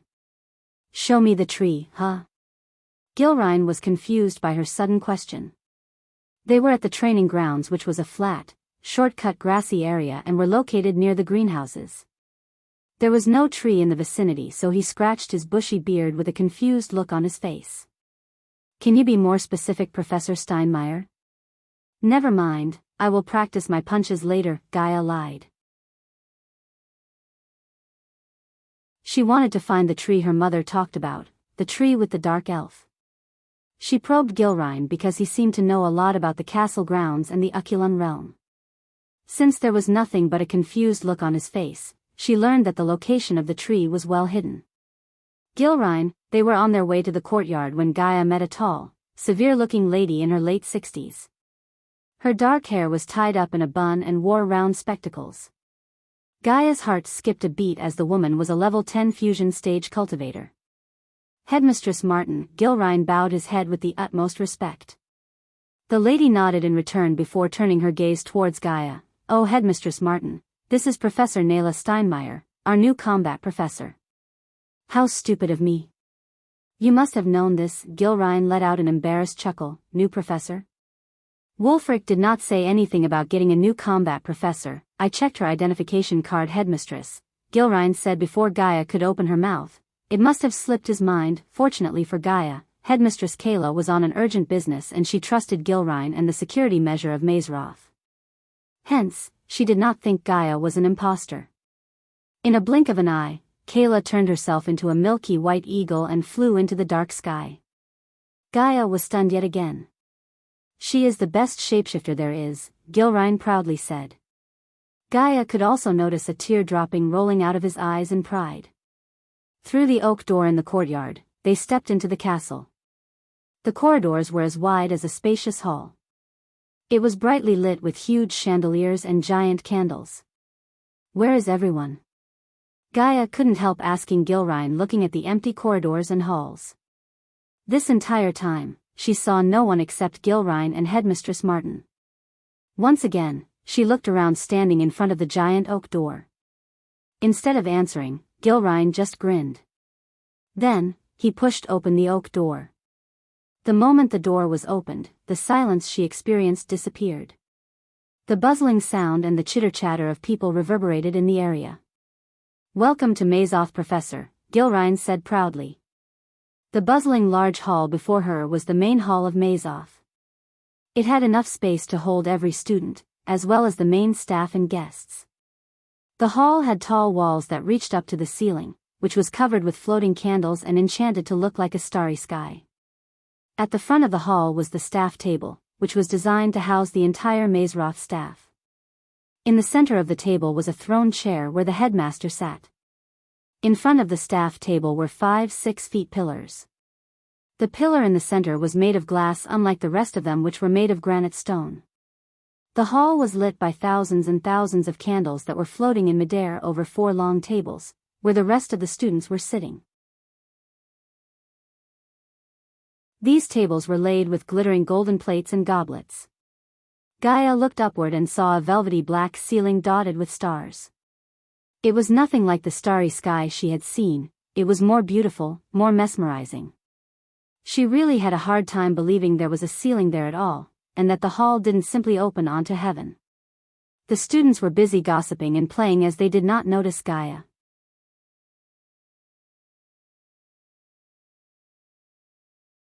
Chapter 430, Sorting Ceremony L. Finally, the train came to a halt. One by one, the compartment doors opened. Michael waited for everyone to leave before he left the train last. When he came to the door, the scenery before him took his breath away. Wow! Nightmare exclaimed. Unlike Michael, who meditated on his way, Nightmare was looking at everything through the window still when he saw the place with nothing in front of his eyes. The place looked 100 times more stunning or more. For Michael, the Mazeroth castle immediately reminded him of Hogwarts. Of course, the castle was unique in its own way. Now that he stepped outside the train, he was able to see more and more students who seemed to be of the same age as him. He could see almost every fantasy race, such as elves, dwarves, humans, orcs, and beastmen. The elves were standing in a group away from the other races, while the dwarves seemed to be cursing at the elves for some reason. The tension between the two races was visible. Almost every single one of them was familiar with them. The elves mostly carried a beautiful snowy owl in a cage. Contrary to the elves, the dwarves were standing beside various breeds of dogs. Michael smiled inside seeing dog breeds such as Husky, German Shepherd, and Bulldogs in this world. Some of the dogs, however, had wings and pointy ears. Taking his eyes off the dwarves, he noticed the growling faces of orcs and the beastmen. Orcs were the bodybuilders of this world. Their bulky muscle-mountain physique itself terrified many humans. Despite their terrifying look, the orcs were a peace-loving race. Only a few tribes such as Dalar's tribe advocated war and violence. According to Gaia, the orcs preferred to live in peace and prosper through trade routes with nearby kingdoms. The orcs were the only powerful race in the world who did not have their own kingdom. Almost all the orcs had a raccoon with a long bushy tail sitting on their shoulders. Among the humans, he was standing last beside the half-elf. Each and every man and girl in the crowd carried an exotic rare familiar. The dragons were said to be a rare race, yet he could see a bunch of dragons flying around like flies. Some of the dragons radiated a noble aura, their demeanor, the way they looked at the others, the shininess of their scales, simply, those dragons stood out. Edith and Victoria were standing in the front. Since Michael had no idea who they were, he paid little attention to them. His full focus was on the half-elf and the majestic castle in front of him. Why are we standing here? Where is that giant? The elves began to show their discontent with waiting. Only the elves were daring enough to be like this. The rest of them were glad to be a part of Maze Roth, unlike the elves. The more he saw the elves, the more he realized the assholeness of the elves. On top of being racists, they seemed to be lacking patience. Michael looked around his surroundings. They seemed to be in the training grounds because the grass field was neatly pruned and he could notice pitches resembling cricket pitches. The cultivation level of each individual surprised Michael. None of them was stronger than him. Only one girl seemed to be on the same stage as him. With the experience points he received from the Reapers Gaia killed and the ninjas he killed back in Hades, he was able to reach core strengthening stage level 4. He was the strongest among them and the girl piqued his curiosity. However, curiosity wasn't enough for him to go to the front and talk to the girl. He had more pressing issues to take care of. In this world full of surprises, it was logical for someone else to be stronger than him at this point in his life. It would take him decades to be the strongest of them all. Silence, an authoritative voice sounded from above them. All the students looked upward and saw a group of 4 descending. The leading figure was a young man wearing square glasses. Behind him were 2 girls and a youngster who showed his chiseled body and magazine-worthy abs. The gray-haired young man wearing glasses was in silver armor that fit perfectly on his body. He carried a heavy sword on his back. Just like Michael, this youngster too had a short haircut. The blonde-haired girl behind the young man looked cold, stern, and unsympathetic. The other girl whose black hair flayed in the wind had a warm smile on her face. She seemed more friendly and very approachable than the other girl. Currently, the 4 of them slowly descended onto the ground. Unfortunately for Michael, all of them were core formation level 10 cultivators. While he was in the Aquilan realm, he did not want to stand out. The attraction would hurt his search for the dark elf in the tree. He simply preferred anonymity in Aquilan realm. He never expected that he would be the strongest among them. He could however hide his cultivation level with the help of the system, but that would definitely raise red flags if someone tried to perceive his cultivation level, especially the professors. The other option was to lower his cultivation, except if they used powerful arrays, his real cultivation would be exposed and result in unnecessary complications. Therefore, Michael mingled with the crowd, staying at last. Since the half-elf was a thief, he too naturally stayed behind. Nightmare wrapped his tail around Michael's neck as he stared at the other dragons in wonder. He had never met his species and he was curious about the other dragons. Welcome to Maze Roth. I am Elliot Watson, the head prefect, the youngster carrying the heavy sword proudly said. He adjusted his glass before continuing, shall we? Elliot looked over his shoulder at the tall bulky youngster behind him. The students including Michael did not know what the 4 of them were planning to do. Soon, he found out when a hot air brushed past them. The heavy sword which was in the sheath a second ago was now in his hand. Even Michael failed to notice as the youngster moved too quickly, faster than blinking an eye. As expected, Elliot nodded. He then turned his gaze back at the new students. Listen to your prefects and don't taint the proud name of Maze Roth. If you do, I will take care of the matter myself. Then the 4 of them took off, leaving the students confused. Only a few students could guess why they came. The hot air brushed past them was celestial energy. Elliot checked if there was an imposter amidst them. Although the odds of forging the teleportation scroll to Maze Roth were near 0 and no one had managed to do so, it was customary for the head prefect and the student leaders of each specialization to conduct a search when the new students arrived. Michael felt a major déjà vu looking at the disappearing figures of the 4 students. It felt like yesterday he saw Alex, Adam, Selena, and Sadie at the Heaven's Gate competition. As he was looking at them, he felt the half-elf moving his hand through his coat. The half-elf was daring to pickpocket Michael. He could tell the half-elf was highly trained by the way he was moving his hands. Too bad the half-elf was trying to pickpocket the Earth's #1 hitman and the deadliest man. "Your trick won't work on me, half-elf," Michael whispered to the half-elf. The half-elf's face instantly became paler. "You need fingers to break open those space rings you stole." "Don't make me break them," he whispered to the half-elf with a smile on his face. To others, they were like friends having a nice chat. The half-elf shivered after he heard Michael. He had no idea how the human next to him found out about his trick of breaking the space rings. It took him years to come up with a rune hack to break open the space rings. There is that giant, someone should teach him the concept of time. When everyone saw Gilrine walking out through the door in the courtyard, the elves began to bitch. Welcome to Mazeroth," someone already said that. "Now lead us to the sorting pillars without wasting our time anymore." One of the elves rolled his eyes. His arrogant demeanor drew everyone's attention, including Michael's. He was one of the elves who beat the half-elf earlier on the train. Gilrine's grin shrunk. "Sorry, now if you follow me," Gilrine said, clearing his throat to disguise the embarrassed look on his face. Despite his look, Gilrine seemed to be a soft-hearted man. The elves followed Gilrine first as the others followed them behind.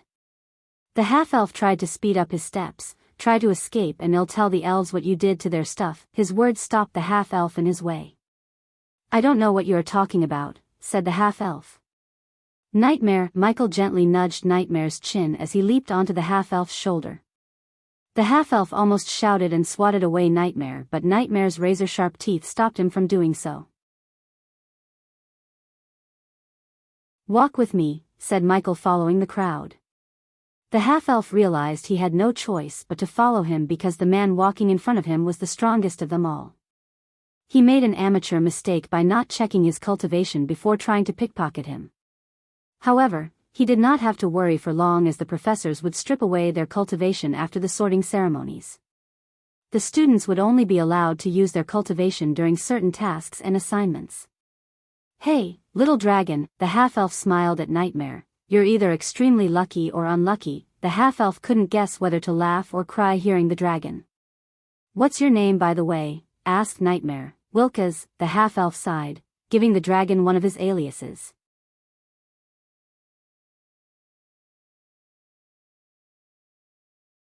Chapter 431, Sorting Ceremony. Michael followed Gilrine while keeping an eye on the half-elf. The walls above the corridors were filled with dancing plants and talking portraits. The closer he got to the oak door at the end of the corridor, the louder the students began to chit-chat. They were clearly more excited than Michael. Under different circumstances, Michael would have enjoyed spending his time on Mazeroth. The third persona problem of his prevented him from appreciating the life around him. "What's behind this door is the Heaven Kids," Gilrine grinned ear to ear before opening the oak door. And just as Michael expected, the hall reminded him of Hogwarts' Great Hall. Each specialization class was called a house. The house tables were as follows from left to right: warriors, runemasters, blacksmiths, and alchemists. Each long table was designed to resemble their houses. The table of warriors looked like a long sword, the runemaster's table was etched with countless glowing runes, and the blacksmith table was made of metal rather than wood like the rest of the tables. Finally, the alchemy table had veins coiling around and little sprouts were sticking out from within the table. The 5 pillars drew Michael's attention. They were situated just before the staff table. Each pillar contained a glowing rune except for the pillar in the middle. The 2 pillars left to the center pillar had a crimson-red sword and navy-blue chakra on top of them. The pillars on the right had a silver anvil and an emerald-green tree etched onto them. Only the girl sitting at the far end of the staff table was young, and the rest of the staff were mature and older. Everything seemed in order, the little children who were in the first years murmuring excitedly and enjoying the magical atmosphere. The staff wore warm smiles on their faces, and the throne in the middle of the staff table remained empty. Only one professor, who was in complete black robes, was yelling at a student with a bloody face. The professor kept slapping the boy despite the wounds on his face. Eventually, the professor noticed the new students and let go of the student with a final slap to the back of his head. "Students, please be silent," one of the professors who wore a pointy hat on her hat clapped her hands. Her clapping was as loud as thunder. The great hall immediately became silent. Gilrine walked towards the staff table to take his seat beside the youngest professor at the table. Headmistress Kayla stood up to welcome the new students. "I am Headmistress Kayla Martin, and before we begin the feast, we will conduct the sorting ceremony. Please step forward and place a drop of your blood on the center pillar." The first years were curiously looking at them to see who was going to end up in their house. They were even betting on them as though Michael and the others were racehorses. You will receive your student ID after you're sorted into one of the 4 proud houses: warriors, runemasters, blacksmiths, and alchemists. It's forbidden to use your real identity while you're studying in Maze Roth. Your student number will be your identity for the next 18 months, Professor Kayla explained. Michael sighed and relaxed inside. With this rule, he could hide his real identity rather easily. Also, if someone messed with him, he would be able to beat the crap out of them without worrying about the consequences for once. Now step forward one by one. She returned to her seat as the sorting ceremony finally began. The first one to step forward was the elf who bitched about Gilrine being late. With his chest puffed out and head held high, he made his way towards the center pillar. Rather than using a dagger to cut his palm to shed blood, he cut his palm using just his delicately pruned and manicured nails. He touched the pillar with his bloody hand. The blood was instantly absorbed by the pillar and the glowing runes on the pillars lost their glimmer. The next moment, the center pillar began to vibrate. The pillar with crimson-red sword rune glowed brighter as the first-year student sitting on the warrior house table cheered thunderously. The elf grinned arrogantly. Soon, a cloud of smoke emerged from the center pillar forming the number 23. "Humph," he snickered at the others for no reason before walking to the table of warriors. Following number 23, many of the elves were sorted into the house warrior. Some of the elves ended up in the house of runemasters. If the elves were warriors, the dwarves were blacksmiths. Unlike the elves, every single dwarf ended up in the house of blacksmiths. There was not a single elf sitting on the table of blacksmiths. To Michael's surprise, when someone sorted into the house of alchemists, the entire hall was rather silent. Even the students sitting at the house alchemists' table did not cheer for the new additions to their house. Michael did not know the reason for this exactly, but he deemed the alchemists were considered inferior compared to the rest of them. As a 5-star alchemist, he felt offended by the thought. One by one everyone got sorted into their houses. Nothing interesting happened until a red-haired girl touched the pillar. This girl went after the girl who talked to him back on the train. When the girl touched the pillar, both the pillar of warriors and the pillar of runemasters let out a blazing glow. Even the proud elves were stunned beyond words. Number 34, Headmistress Kayla stood up from her chair.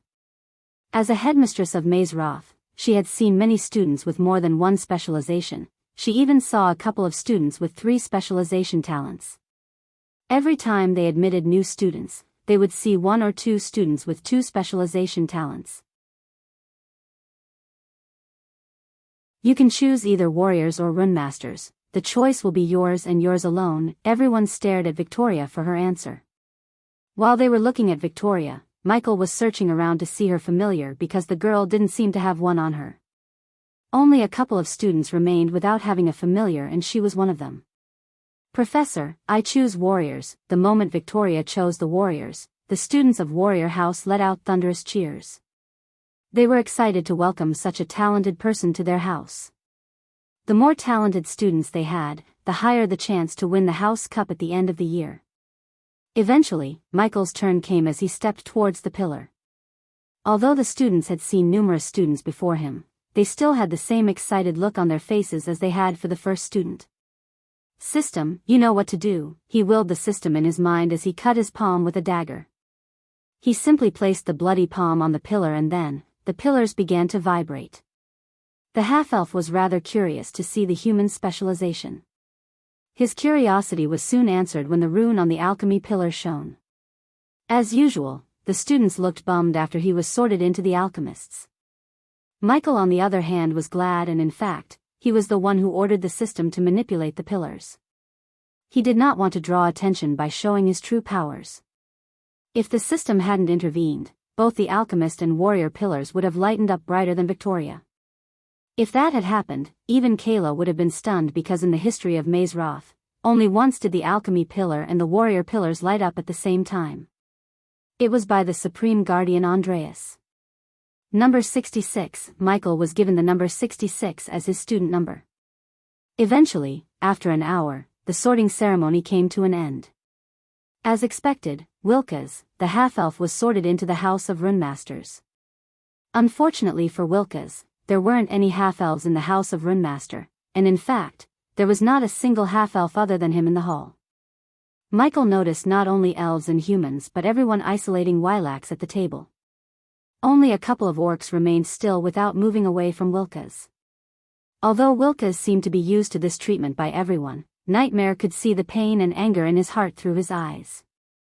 I can turn this hate into loyalty, Michael said to himself, sitting on the alchemist's table. After the last dwarf got sorted into the House of Blacksmiths, the sorting ceremony finally came to an end. The throne at the center of the staff table remained empty to the end. Headmistress Kayla yet again stood up from her chair with a wine glass and a silver spoon in her hand. She tapped the glass with her spoon. Students, the entire hall went silent. Let the feast begin. The golden plates and goblets on the tables were instant loaded up with delicious food. The new and the old students alike dug into the feast, devouring everything before them. The food could be on par with Raylene's cooking. Hence, even Michael was unable to resist the mouth-watering deliciousness in front of him. Everything in the cooking book could be seen on the table. There were roast beef, roast chicken, pork chops, lamb chops, sausages, bacon, steak, joints, steak, boiled potatoes, roasted potatoes, mashed potatoes, chips, pudding, peas, and carrots. The desserts such as blocks of assorted ice cream, apple pies, chocolate gâteau, treacle tart, pumpkin tart, chocolate eclairs and jam donuts, trifle, and strawberries were served for the students who craved sweets. After the last student licked his bowl clean, the food on the table magically disappeared as the table became empty once again. Now the students can take some time to bask yourselves in the beauty of Maze Roth. But remember, the forest to the west is forbidden for the students. Headmistress Kayla's words piqued his curiosity. If the forest was forbidden, he knew there must be some secret hiding within the forest, and that secret might be the dark elf he was looking for. Follow him or he'll bite your head off, Nightmare threatened Wilkes when he tried to walk in the opposite direction of Michael.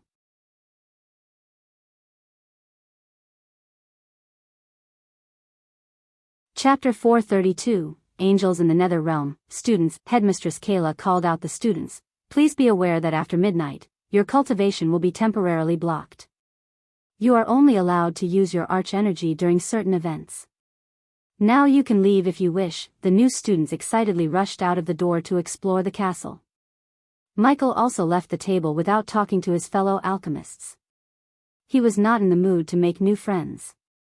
Exiting the great hall, Michael walked aimlessly exploring the castle. Occasionally the first years would bump onto him. They all looked so happy. Michael felt slightly jealous of them because they were having the best childhood unlike him. While he was their age, he was smuggling drugs and getting beaten up by the drug and weapon traffickers.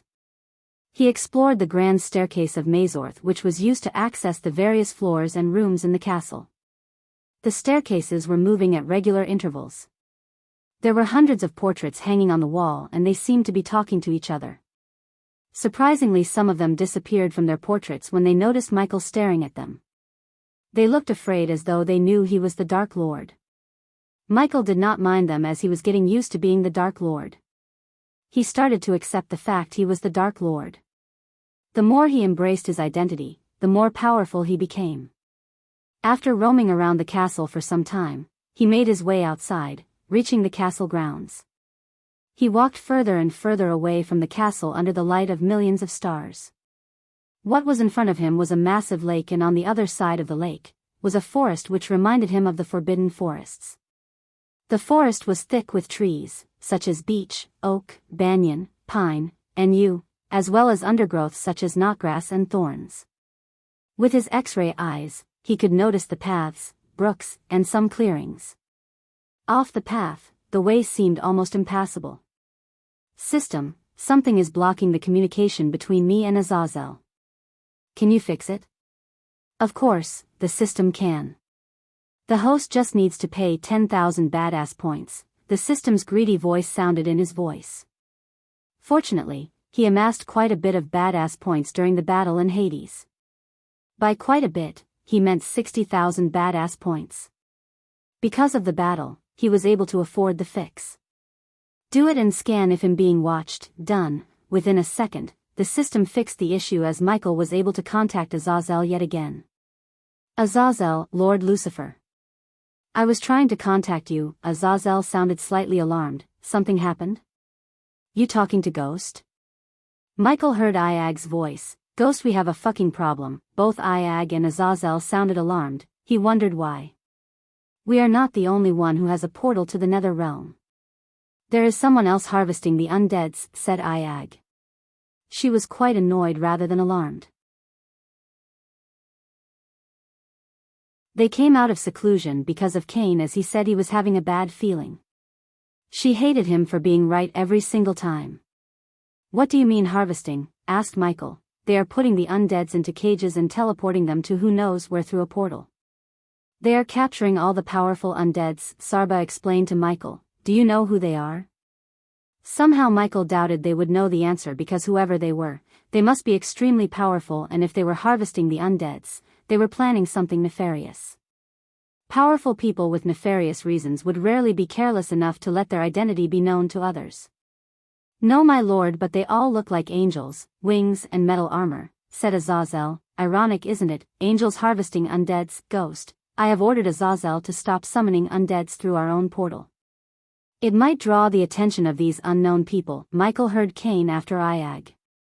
If he was there, he would have done the same. He was glad Cain was there to deal with things when he and Gaia weren't around. We should monitor them continually before resuming the summoning. If they are building an undead army just like us, we will need an army more than ever. So we can't stop the summoning forever. Record everything. Do as you said, but if they notice you, order Dalar to destroy the portal opener immediately. Will do, Cain agreed. Where is Gaia? Let us talk to her, but don't tell we asked. She's not here, Michael said to Iag. Someone's coming. Talk to you later. Michael quickly closed the connection when he heard rustling from behind. He slowly turned around. What are you doing here all alone? The young professor he saw at the staff table was standing in front of him with her brow arched up. There was no one in the area except him and the professor. Just sightseeing professor. From far away, Wilkes and Nightmare were looking at them. If it wasn't for the professor, they would have gone to meet Ghost. You are planning something 66, and whatever you're planning, it's not gonna happen as long as I'm here. But she came closer to him. If you do something, her voice turned seductive as she ran her fingers through his chest. I can overlook and even give you some extra credits, she whispered into his ears seductively. Scan completed. The host is only being watched by Nightmare and the half-elf. The system encouraged him to make a move on the professor. It sounded amused. Is that so? Michael wrapped his arm around her wrist. Sounds dirty, but I like it. Michael pulled the professor closer to him. They both could feel each other's warm breath brushing past their faces. I hope you don't mind the fact I'm engaged. He gently bit her ears before whispering. Gaia, who was disguised as the professor, shivered with mixed feelings. Her anger was soaring through the roof and tears formed in her eyes without her control. Nice disguise, but you forget to remove the ring on your finger, Professor, he chuckled. Her mind went blank for a second. The tears rolled out of her eyes as she felt so relieved knowing that he wasn't going to cheat on her. She planned to prank him, expecting him to chase away her, thinking she was a professor. But her prank backfired chaotically when he did the opposite of her expectation. You fucking bastard, she began to pound his chest. You gave me a heart attack. Don't do that again, I will kill you. She became madder looking at Michael, who was laughing. It was because she looked extremely cute when she was mad and he couldn't resist the urge to laugh. Wilkes was confused as he was staring at them with wide eyes. He never expected the human to be so lovey-dovey with a professor. Nightmare, on the other hand, was completely stunned. It took him a couple of minutes to notice the ring on the girl's finger. He finally realized what just happened. "How did you end up like this?" asked Michael. They were still too close to each other. Gaia was hugging him as though she was a koala bear. It only took her a couple of minutes to explain to him what happened after she was teleported away by the system. After her story, Michael told her about what was happening in the Nether Realm. And just as they were about to talk about finding the Dark Elf, Gilrine came carrying a bucket full of grayish mushrooms. Huh? Gilrine squinted his eyes as for a second, he could swear they were hugging each other. However, when he realized the girl was the new professor, he dismissed the thought and cursed himself for thinking like that. "What the hell are you doing?" Before Gilrine could ask anything, Gaia shouted at him. The big man started to get freaked out by the new professor.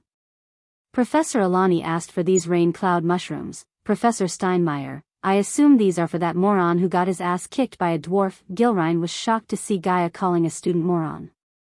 He had never seen a professor utter such a word so casually. He scratched his head, thinking about what to say next. "I heard Professor Lane is talking about suspending that moron." It was funny actually. First, he got his ass kicked by a dwarf and now he's facing a suspension for getting his ass kicked. Gaia laughed. "What was that about?" asked Michael. Professor Jane was the dark-robed professor with dark hair who was slapping a student in the Great Hall before the sorting ceremony. Michael was curious about what happened. Simple version, the guy is a warrior. Because of some reason, he chose to squabble with a dwarf in the House of Blacksmiths. According to him, the dwarf carefully planned and ambushed him, which is utter bullshit. He got his ass handed over to him by the dwarf, so what's gonna happen to the dwarf professor? Since Gilrine was looking at them, Michael addressed Gaia as Professor. "Nothing," Gilrine said. "He is a warrior and in House Warriors, getting beaten up by the other house students is considered a shame as the warriors feel they are superior to the others. The student is lucky the head prefect did not expel him." Now Michael understood what was going on here. However, he had one doubt. "Professor Steinmeier, I thought you are the head of House Warriors." "I am," Gaia said. "Professor Serene Jane is head of alchemists and I heard he's been eyeing the combat teacher role for some time." "Isn't it true, Gilrine?" She turned her gaze towards Gilrine, who felt uncomfortable talking about the politics amongst the staff in front of a student. Seeing how he reacted, Gaia rolled her eyes. "I heard this from a student and it seems everyone knows it." "No point in hiding, you big dumbo." She stepped towards Gilrine. "As the head of House Warriors, I have the right to know everything related to my house and you're gonna tell me everything." Gaia put her hand on Gilrine's shoulder and smiled. That smile freaked him out more. "Or I'm gonna shove those mushrooms so far up your ass and you will taste them in your mouth." She left the area after threatening Gilrine. "God, what just hit Mazeroth?" Gilrine mumbled under his breath, looking at her figure disappearing into the darkness.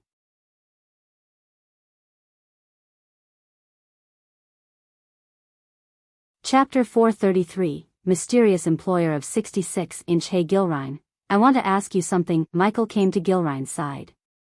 The big man was still staring at the door that Gaia walked through. "Hello." He had to pat Gilrine on the shoulder to get his attention. "Oh sorry, did you say something?" "Yeah, I want to ask if someone from another house could share the room with me." Gilrine was taken aback by surprise. No, God no. You just came to Mazorth and you already found a mate." The big man was frantically shaking his head. "It's not a girl, he's just a friend," Michael quickly said before Gilrine could get another idea. "Why can't he stay in his room?" asked Gilrine as Michael waved at Nightmare to bring Wilkes closer. Hearing the footsteps, Gilrine turned around and saw Wilkes walking towards them. The moment he saw the half-elf, Gilrine discovered why Ghost was asking such a question. "Oh," Michael noticed the sadness emerge in Gilrine's eyes for a moment when he saw Wilkes. "You can share rooms. There are no rules against a student from another house bunking in another house room. It's a common thing here." When Wilkes came to them, Gilrine patted Wilkes on the shoulder. "Have it rough, eh?" "It will get better, don't fret about it." Gilrine sounded as though he had personal experience of getting bullied. It was obvious to everyone that Gilrine isn't a pure-blooded human. Michael guessed he might be half giant and half human. Compared to the humans, the elves were next-level racists. Hence, Wilkes was affected by the racism much more than Gilrine. "Yeah, he's having it rough." So he will stay with us. Michael placed his hand on Wilca's shoulder with a smile. Wilcas felt like he was being stared at by a predator as he swallowed a mouthful of saliva. Wilcas wasn't a soft-hearted one. The life on the streets forged him to be cold, cunning, and headstrong. However, something about the human before him sent a chill through his spine. You two should return to the Great Hall. Your prefects will be waiting there. Gilrine patted the youngsters before gently stroking Nightmare's chin. Good luck with your classes tomorrow. Especially in your combat classes. Professor Steinmeier freaks me out. You didn't see? Wilcas asked Gilrine. Saw what? Nothing.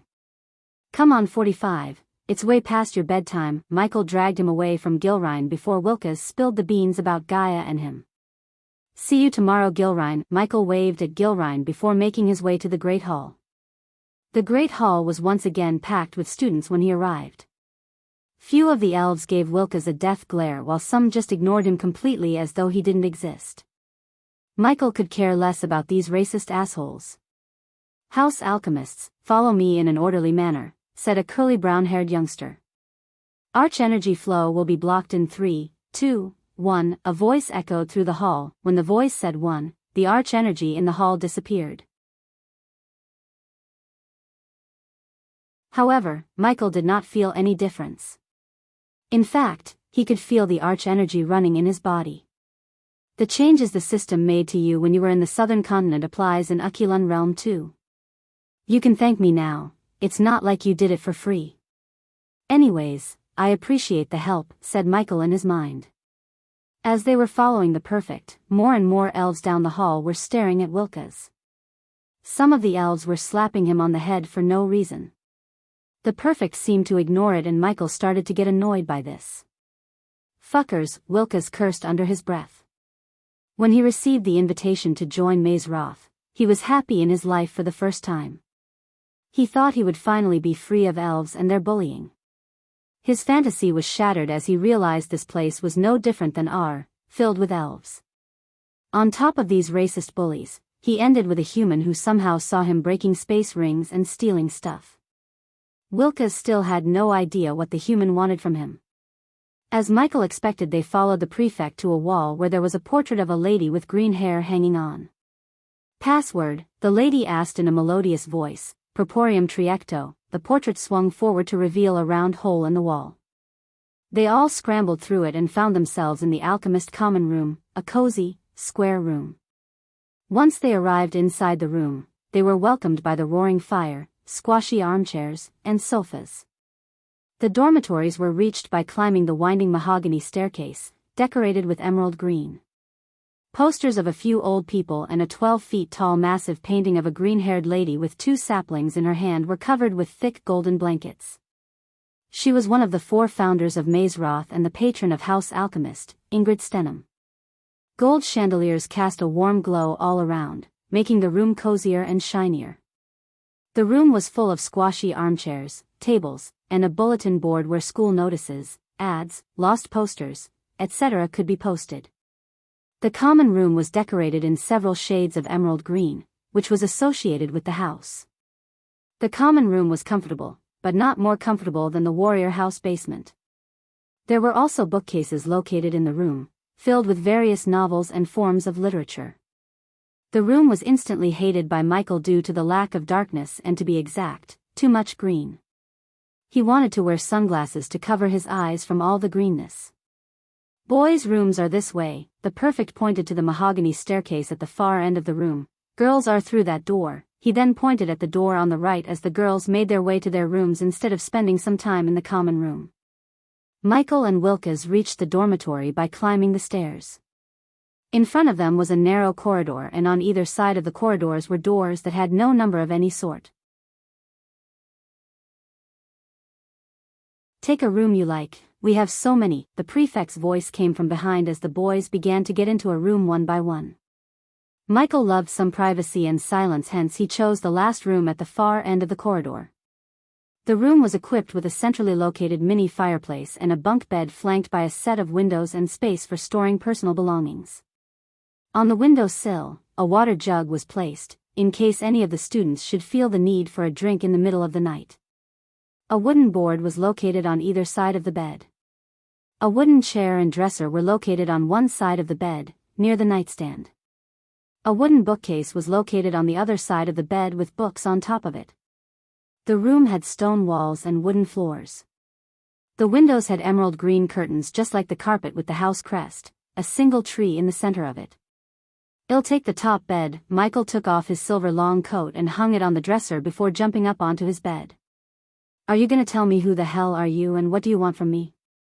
Nightmare flapped his wings to land on Michael's chest. "What's your plan in life?" Instead of answering Wilca's question, he questioned Wilca's. "You're gonna live your whole life scrounging for coins like a petty thief?" Asked Michael. "Nah, he will get caught one day and probably die in prison. If he didn't get beaten to death first, so you two are now my well-wishers?" Wilca's rolled his eyes, plugging into the comfy chair beside him. "We can be," Nightmare said. "There's someone who would pay a lot for your talent." Wilca's, is that so? Wilca's leaned back to listen to his sales pitch. "Since you might have grown up in the streets, you probably know what kind of men would pay a lot for thieves like you. As a matter of fact, I know, and I've worked for many. I probably know the person you're talking about. Trust me, you don't. No one knows him. You just do our work without asking any questions and he would pay you quite handsomely." "What are you saying?" "Hey, I'm just a petty thief. I stole a scroll years ago which showed me how to break open space rings, okay? Here, I said it.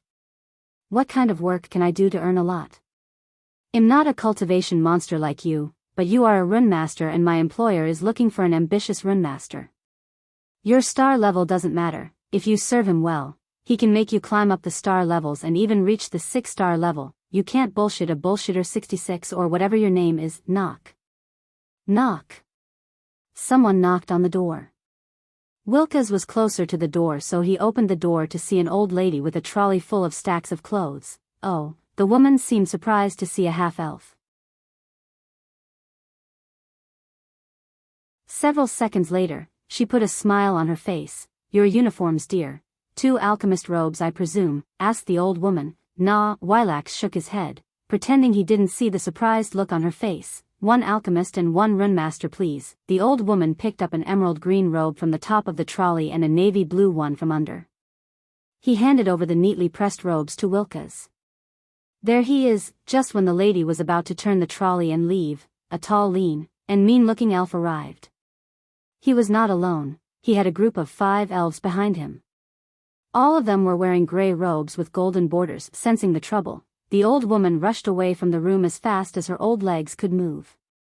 "Oh no, you don't." The elves grabbed the door before Wilax could shut it close. Nightmare craned his neck to see 5 elves walking into their room like they owned the room. One of the elves leading the group pushed Wilca's onto the chair behind. "So the filthy rat is hiding in the sewers. Guys, should we not do this now?" Wilca's tried to wiggle himself out of the trouble. "This is the perfect time to do this. Guys, close the door. We don't want the rat to escape, do we?" The elf put his leg Wilca's chest and pressed him against the chair. "Evindel, do we really have to waste this healing potion on him?" the elven girl asked worriedly.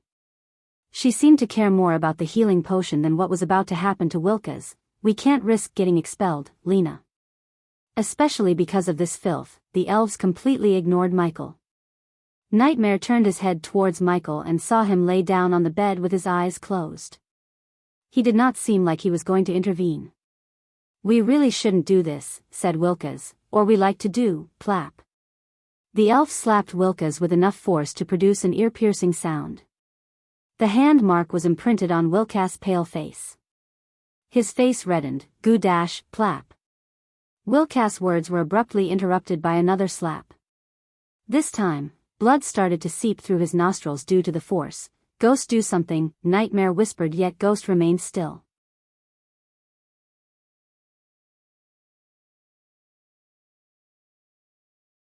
Chapter 434, The Prophecy Breaker. "Let him soften up a bit more," Michael nonchalantly said to Nightmare and continued to lay down on the bed with his eyes closed. Meanwhile, the elves began to get rougher and rougher. Wilca's growled in pain. Before coming to Mazeroth, Wilca's lived in the slum area of Kingdom Lantis. The elves hated coming to that part of the area. Wilkes learned to hide and he seldom got the attention of the elves after he grew up. However, in Mazeroth, he had a target on his back. He had no place to run away anymore. He thought Mazeroth would be different, but now he realized that Mazeroth could be worse than Lantis. Nightmare wanted to save Wilkes, but after what happened last time when he tried to save Sabrina, Nightmare obeyed Michael's order not to get into trouble by helping people prematurely. As Nightmare was looking at Michael and Wilkes, the elves began to stomp Wilkes on the chest. "Hey, don't kill him," the elven girl shouted, seeing Wilkes puking out blood. "We have a healing potion." The beating had crossed the point of bullying. They were killing Wilkes. "Take the deal 45 or this will be the rest of your life." Getting beaten up, finally, Michael opened his mouth again. The elves stopped the beating for a second to turn their gazes towards Michael. Michael jumped down from the bunk bed / he rolled up his sleeves to his elbows, slowly walking towards the group of elves. The elven woman was taken aback by him as she stared at him for a few moments without even blinking. He was on par with the elven princes of Ar in terms of good-looking, and unlike the elven princess, his body was rough and muscular. She was undressing him in her mind as she couldn't help it. The white shirt he wore stretched to the point it looked as though it was going to tear apart. "Deal, look at this human asshole," the leader of this elven gang snickered at Michael. "What do you want?" The elf asked grimly. He was not threatened by Michael's physique. "To give you a choice," said Michael, cracking his neck. "You see, this half-elf works for me now. So the employer-employee contract says any damage to the employee by racist assholes will result in the assholes getting their bones broken up." The elf's face turned in overwhelming anger. The elves believed they were the superior race and every other race was beneath them. Thus, Michael's words kindled the anger flame inside them. The other elves showed the same reaction as the leader elf. Even the elven girl frowned as she wanted to rip his tongue out for insulting them. "You just made the worst mistake in your pathetic life, Mago. You and your friends can leave now, or one of you can carry your racist butts in a bucket." Wilkes was growling on the ground. If he wasn't overwhelmed by pain, he would have been surprised by Michael because he was picking up a fight with 5 elves without the ability to cast spells. "Now I'm going to count to 3, maggot." The elf stepped forward. 2. The moment the word 2 came out of his mouth, Michael headbutted the elf, breaking his nose. In a snap of time, he slammed the elf's head onto the wall nearby and elbowed his head rapidly. The elves were stunned as everything happened so fast. The elf fell with blood spraying out of his nose. The elf did not move at all. Nightmare wondered if the elf was dead or alive. While the elves were stunned, Michael grabbed a thick book from the book rack on his right and used the spine of the book to break another nose. This time, the other elves reacted as they threw their fists at Michael. Michael hit the elf's nose with the book yet again before slapping the fist of the girl so hard her wrist turned another side. "Ah!" The girl screamed in agony. The girl was so delicate and Michael was so strong. Hence, his single slap on her wrist broke her wrist. The elf who got hit by the book stumbled back due to the force of his nose breaking. The leader elf was lying on the ground beside Wilkes. The girl was screaming in agony and another elf was knocked out. Only 2 elves remained, but fear started to cloud the hearts of the remaining 2. Michael was too fast. They couldn't cope with his speed. Michael did not stop with breaking the girl's wrist. He threw the book, which now had blood on the cover, at one elf. The elf stumbled back as he walked towards them, stepping over the elf who got his nose broken by the book. The elf puked blood as Wilkes did when Michael stepped over his chest. "Arg!" The girl was still screaming, holding her broken wrist. But her scream was abruptly stopped by a knee to her face. The force immediately knocked her out cold. Seeing the girl gets knocked out by the human caused the last 2 elves to boil in anger. They mustered their courage to dash at him. Michael evaded their fists with ease. Plap! He slapped one elf on the face, making him stumble back and fall down. The other elf was unlucky as he grabbed his hand and punched the elbow, snapping the bone in half. The elf screamed, but Michael did not give a shit about his agony. He grabbed the elf by his neck and rapidly punched him in the face until the elf's rosy face got painted red with his blood. When Michael turned to look at the elf who did not get knocked out cold by him, his eyes flickered in crimson red. In pain and fear, the elf did not notice his eyes flickering. Michael bent down and picked up the healing potion from the ground near the elven girl. "Get out of my room," his gaze sent a chill running through the elf's spine. He quickly got himself back to his feet and dragged his friends outside the room as fast as he could. Michael then threw the healing potion as it was nothing to Wilka's. "What have you done?" After chugging the healing potion and getting back on his feet, Wilkas asked Michael. He was back on his bunk bed. "Bullied the bullies, that fucking idiots. Why can't they leave me alone?" Wilkas cursed the elves before crashing down on the chair. "This is our first day here and we are already in a big trouble. Now we aren't. If anyone is in trouble, it's them," said Nightmare. Wilkas looked surprised as Nightmare began to explain what Gilrine and Gaia said about the dwarf beating up a guy from the warrior house. Although what he heard from Nightmare surprised him, the story did make sense to Wilkas. "The elves are like snakes, man. Once they target you, they won't rest until you are under 6 feet, humph," Nightmare snickered. Neither Wilkas nor the elves had any idea about what he was capable of. As far as Nightmare was concerned, they were lucky that Michael was able to control himself. In case the third persona took control, they would have been lying on the ground in their own pool of blood. "I don't think the warriors would let go scot-free after someone beat up their house students.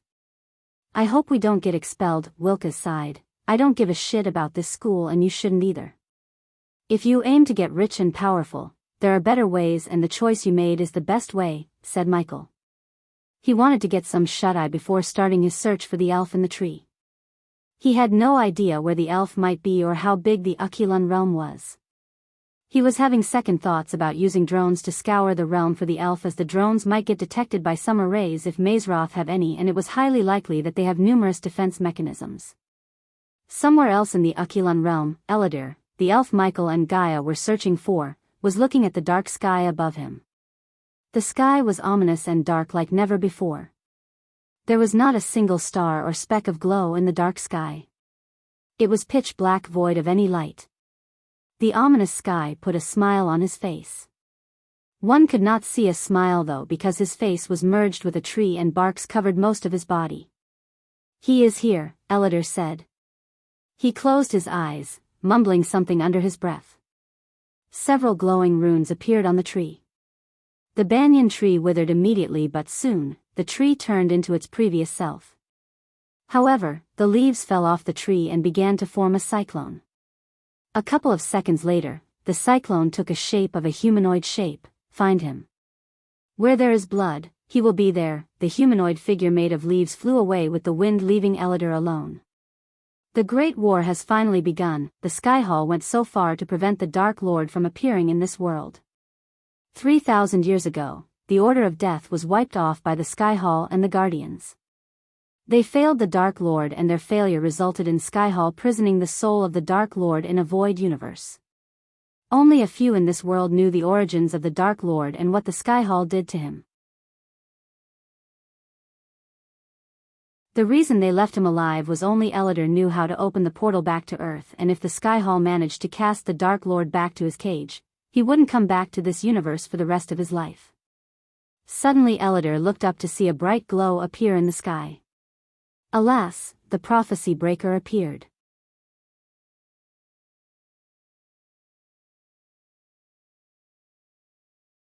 Chapter 435, Unruly Professor Steinmeier. The next morning Michael reluctantly put on the emerald green robes of the alchemy house and left his room with Wilkas. Nightmare was called to another classroom where they trained the familiars. Since Nightmare was curious about the other dragons and the magical beasts, Michael let the dragon go. The robes were similar to the robes worn by the Hogwarts students with a few adjustments. There were clear signs to guide them toward their first class. Through the labyrinth of corridors, they reached a red oak door that had the sign Combat Hall hanging above. The combat class took place on the first floor, Class 86. In the classroom, an iron chandelier hung from the ceiling, as well as a huge dragon skeleton. On one end of the classroom stood a projector that was activated by magic. Several desks and tables could be found in the classroom, as well as some sets of large windows. Calling it a classroom was an understatement. It was a large hall, big as some throne halls. The classroom was gloomy as curtains had been drawn over the windows, and was lit by candlelight. Portraits of various fighting forms and battlefields adorned the walls. Some portraits were showing people who appeared to be in pain, sporting grisly injuries or strangely contorted body parts. Inside the classroom, nobody spoke as they settled down, looking around at the shadowy, gruesome pictures. All the houses were required to take combat classes. Hence, the hall was filled with students wearing various color uniforms.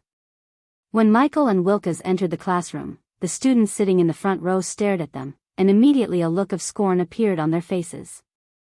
Wilkes got the worst of it because many just ignored Michael, but almost half of the students were staring at Wilkes with disgust, especially the elves. In the classroom, elves occupied the first 3 rows in the front. The humans sat behind them and dwarves and orcs occupied the tables before the last row. No one sat on the last row except for a few beast men.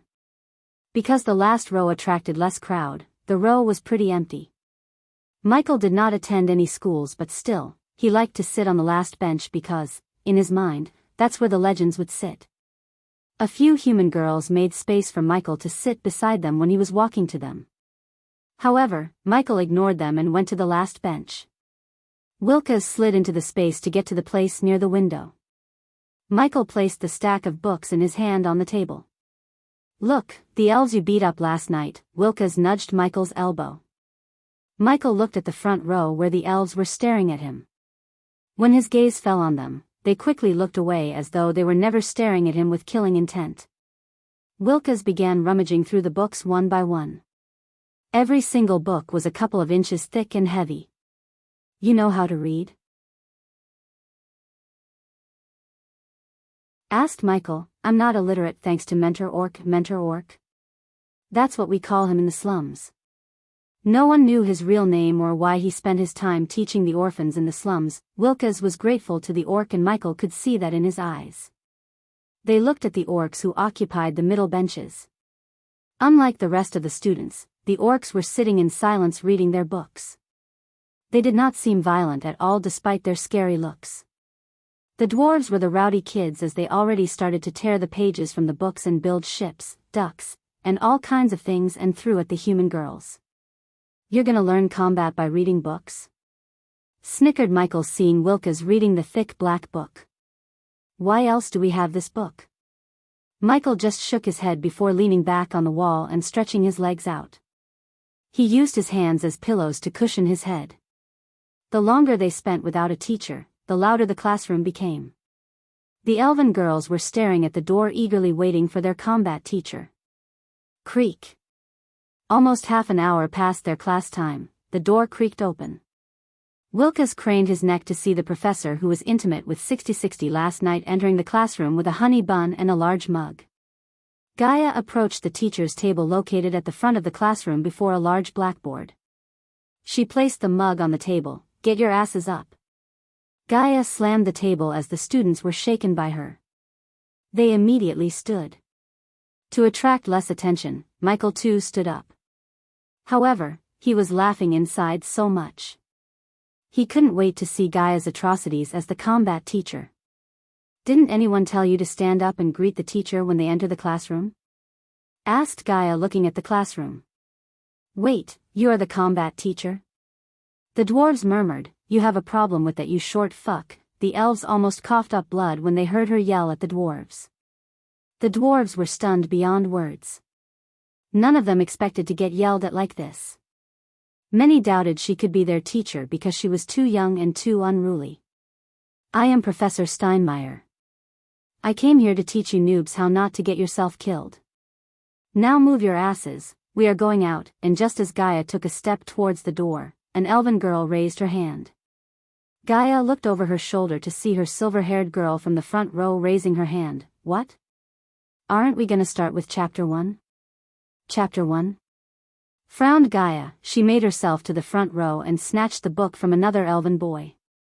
"Give me that." The students realized their professor was reading the combat book for the first time in her life by looking at the surprised look on her face. "What is this shit? You're gonna learn combat by reading books?" "That's what he said," Wilkes mumbled. "Basics of combat. how to defend yourself, magic defense, sword theory, dual wielding, archery. Gaia rummaged through the book before throwing it away. Only morons would expect to learn the art of combat by reading books. Unless your pathetic plan is to kill your opponent by boring him to death, you have to move your asses and try to grasp what I teach you. Leave your fucking books and follow me. She turned again to walk towards the door when another elven girl raised her hand. I swear to God, if you ask anything remotely related to the book, I will barbecue your ass and feed it to the giant eagles. The girl quickly put her hands down. Although the elves were not at all delighted to see a human teaching them the art of combat, they did not dare to show their arrogance to Gaia because she held the position of the professor. Everyone stepped out of their tables and followed her in an orderly manner. You know her? Asked Wilkes, following Michael behind. I saw you. Saw what? Wilkes was surprised. You know what? Where are we going? She seems like a crazy bitch. No shit.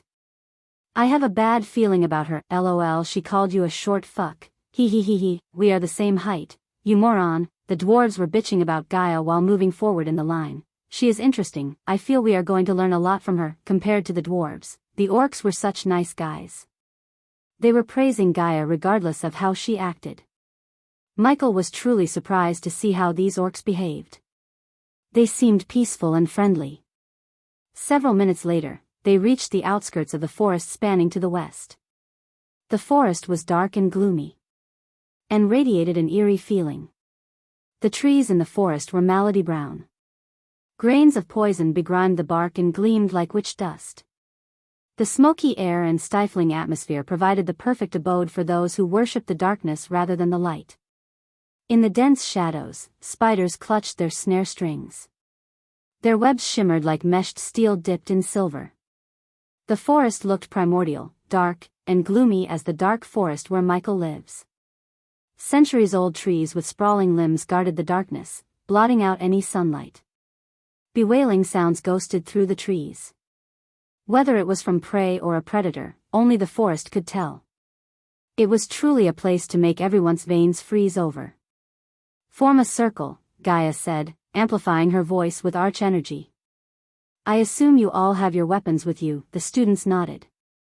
Many were gawking at the forest. Their faces looked pale due to fear. Your first lesson, go to the forest and survive for 30 minutes. If you step out of the forest before the clock runs out, you will be on the roster to clean the latrines for a week. The students were stunned. Their jaws dropped a few inches as one elf shouted, You can't do this. The Black Forest is forbidden to the students. You can't ask us to risk our lives. Gaia stomped the ground as a pebble rocketed to her hand. With a swift kick to the pebble, she sent the pebble soaring towards the elf. Arg! The elf screamed when the pebble broke his nose. The pebble hit the elf right between his eyes with deadly accuracy. Go cry to your mommy, boo-hoo. The elf was too ashamed. His body shivered in anger as he had never been ashamed like this in his life before. He could not stand there anymore as he rushed away from the group. If you bitches are too afraid to roam around the safest areas of the forest, you shouldn't have come to Mazeroth. This is a place for winners, not for cowardly losers. Are you winners or spineless losers? Michael wondered why she was trying to send the students into the forest. As expected, the students did not shout but mumbled the word winners meekly. What is she doing? From a distance, an elderly woman with a hunched back was looking at Gaia and the students. Headmistress Kayla stood beside her with a curious look on her face. Trying something new, I guess.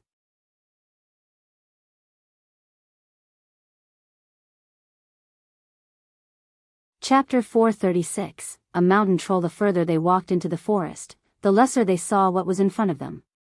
The paths were barely passable. Wilkes could hardly keep up with him without losing sight of him. Do you know how to climb trees? Asked Michael, stopping under a huge birch tree. Because I'm a half-elf, you expect me to know how to climb a tree? Wilkes misunderstood Michael. He didn't realize Michael was really going to get onto a branch on top until Michael fired a metal hook from the Mark III bracers he was wearing around his wrist. In a blink of an eye, he was on top of the tree.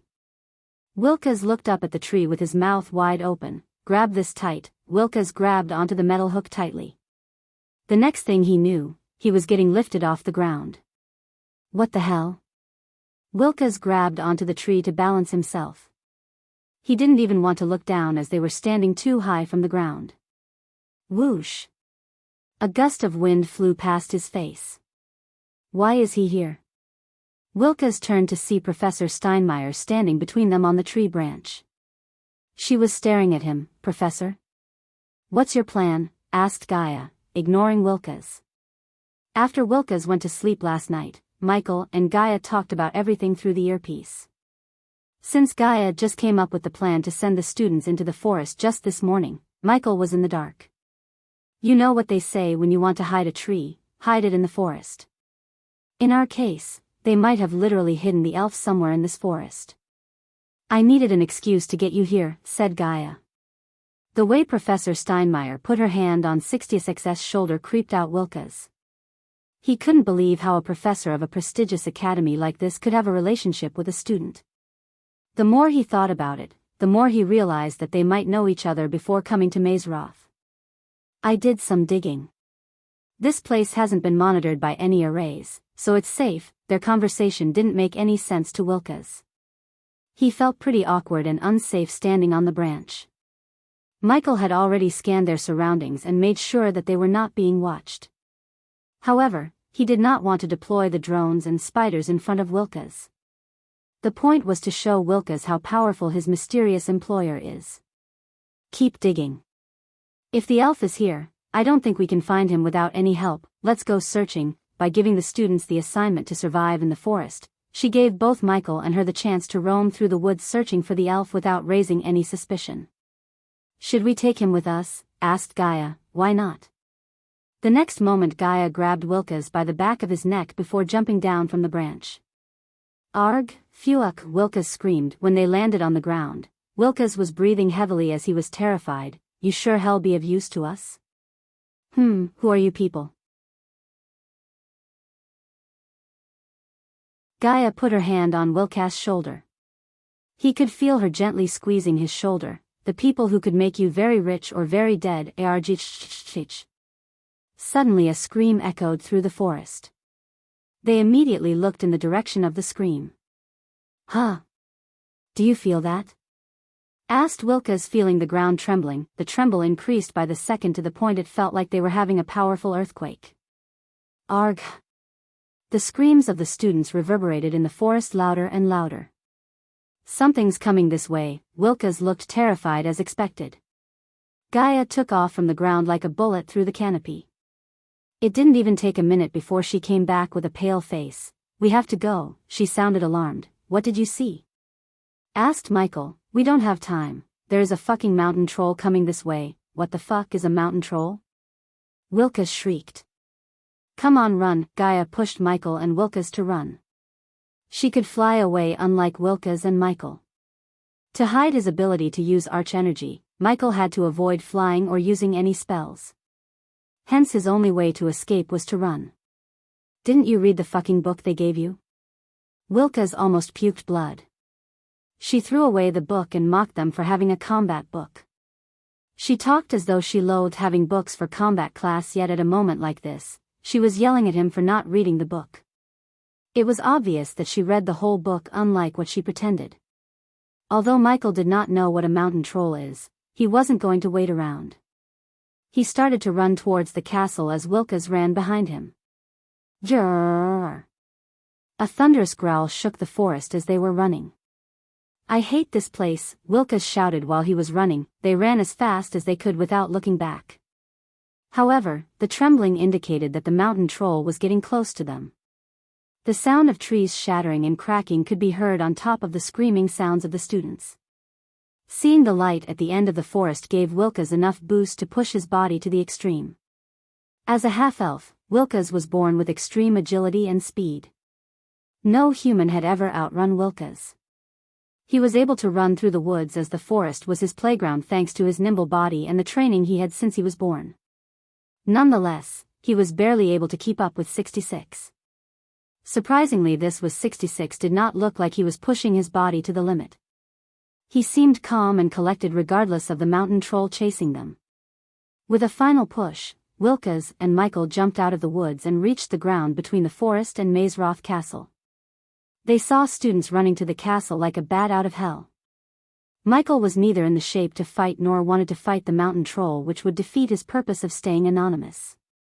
Jrrrr.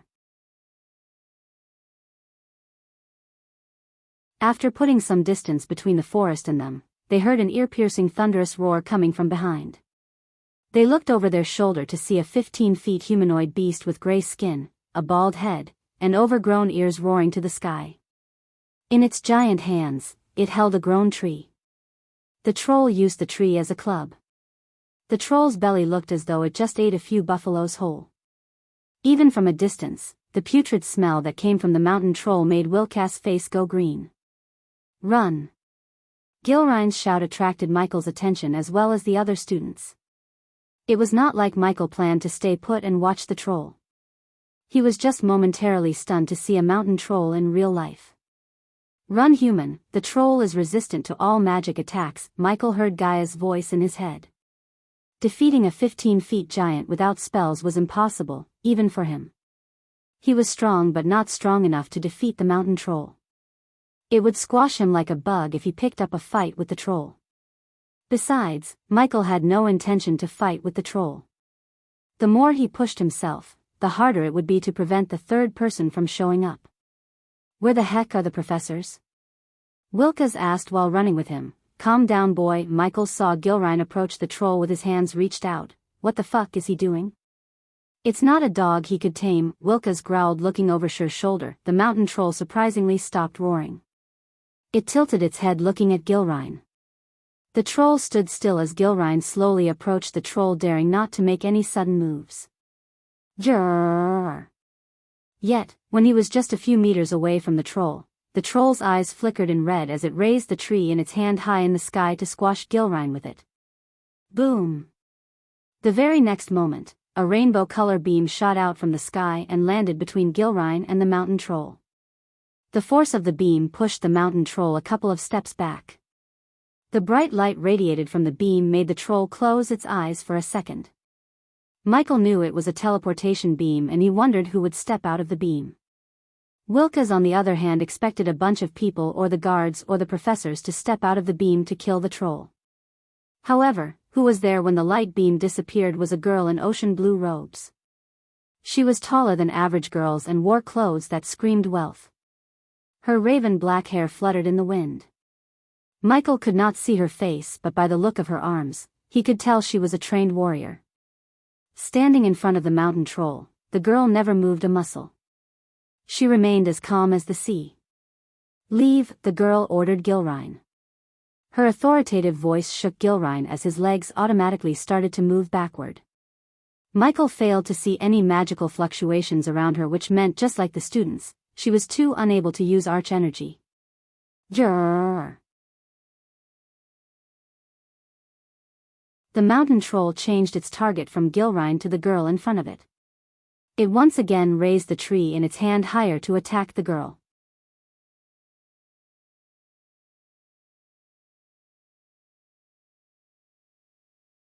Chapter 437, The Holy Maiden. Jrrrr. The mountain troll roared before smashing the club on the ground to squash her. However, the girl threw the blade, aiming at the troll's chest. The blade impaled the mountain troll. The chain attached to the blade grew shorter and shorter as she used the blade as a pulley to reach the mountain troll. Boom! At this time, the mountain troll smashed the ground, creating a deep crater.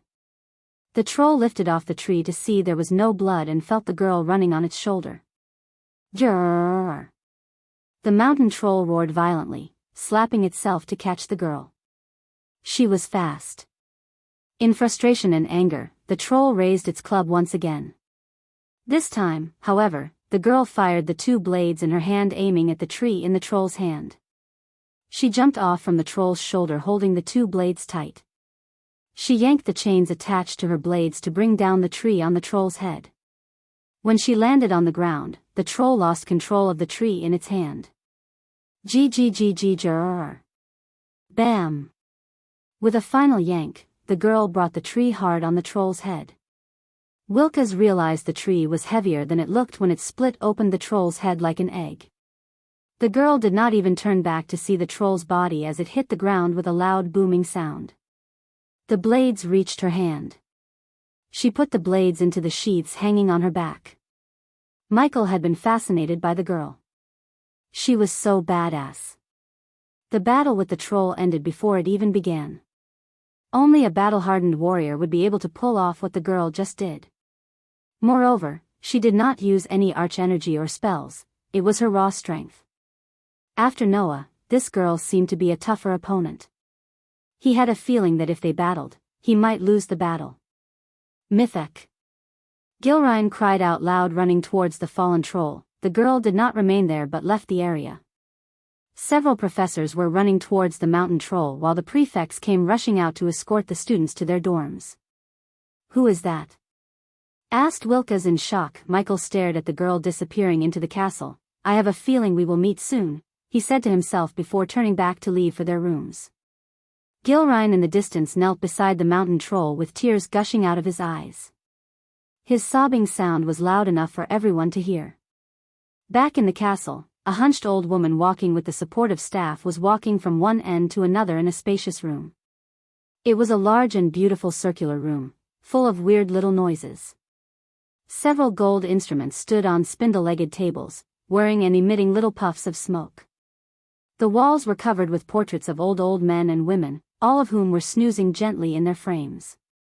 There was also a throne made of ice.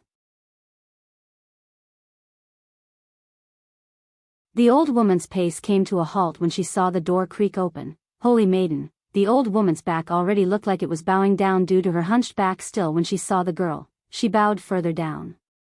"Bai Ning," the girl nodded before making her way to the throne. The air around the throne was chilly enough to freeze someone's bones. Still, the girl sat comfortably on the throne without showing any signs of pain. She seemed extremely comfortable and dominant. "I told you you can address me as Rowena in private." The girl who stunned Michael was none other than Noah's elder sister. He had no idea that she was his big sister. The position of Holy Maiden was only given to a cultivator with extremely rare yang energy in their body. The position was held by no one for the last 3,000 years until Rowena.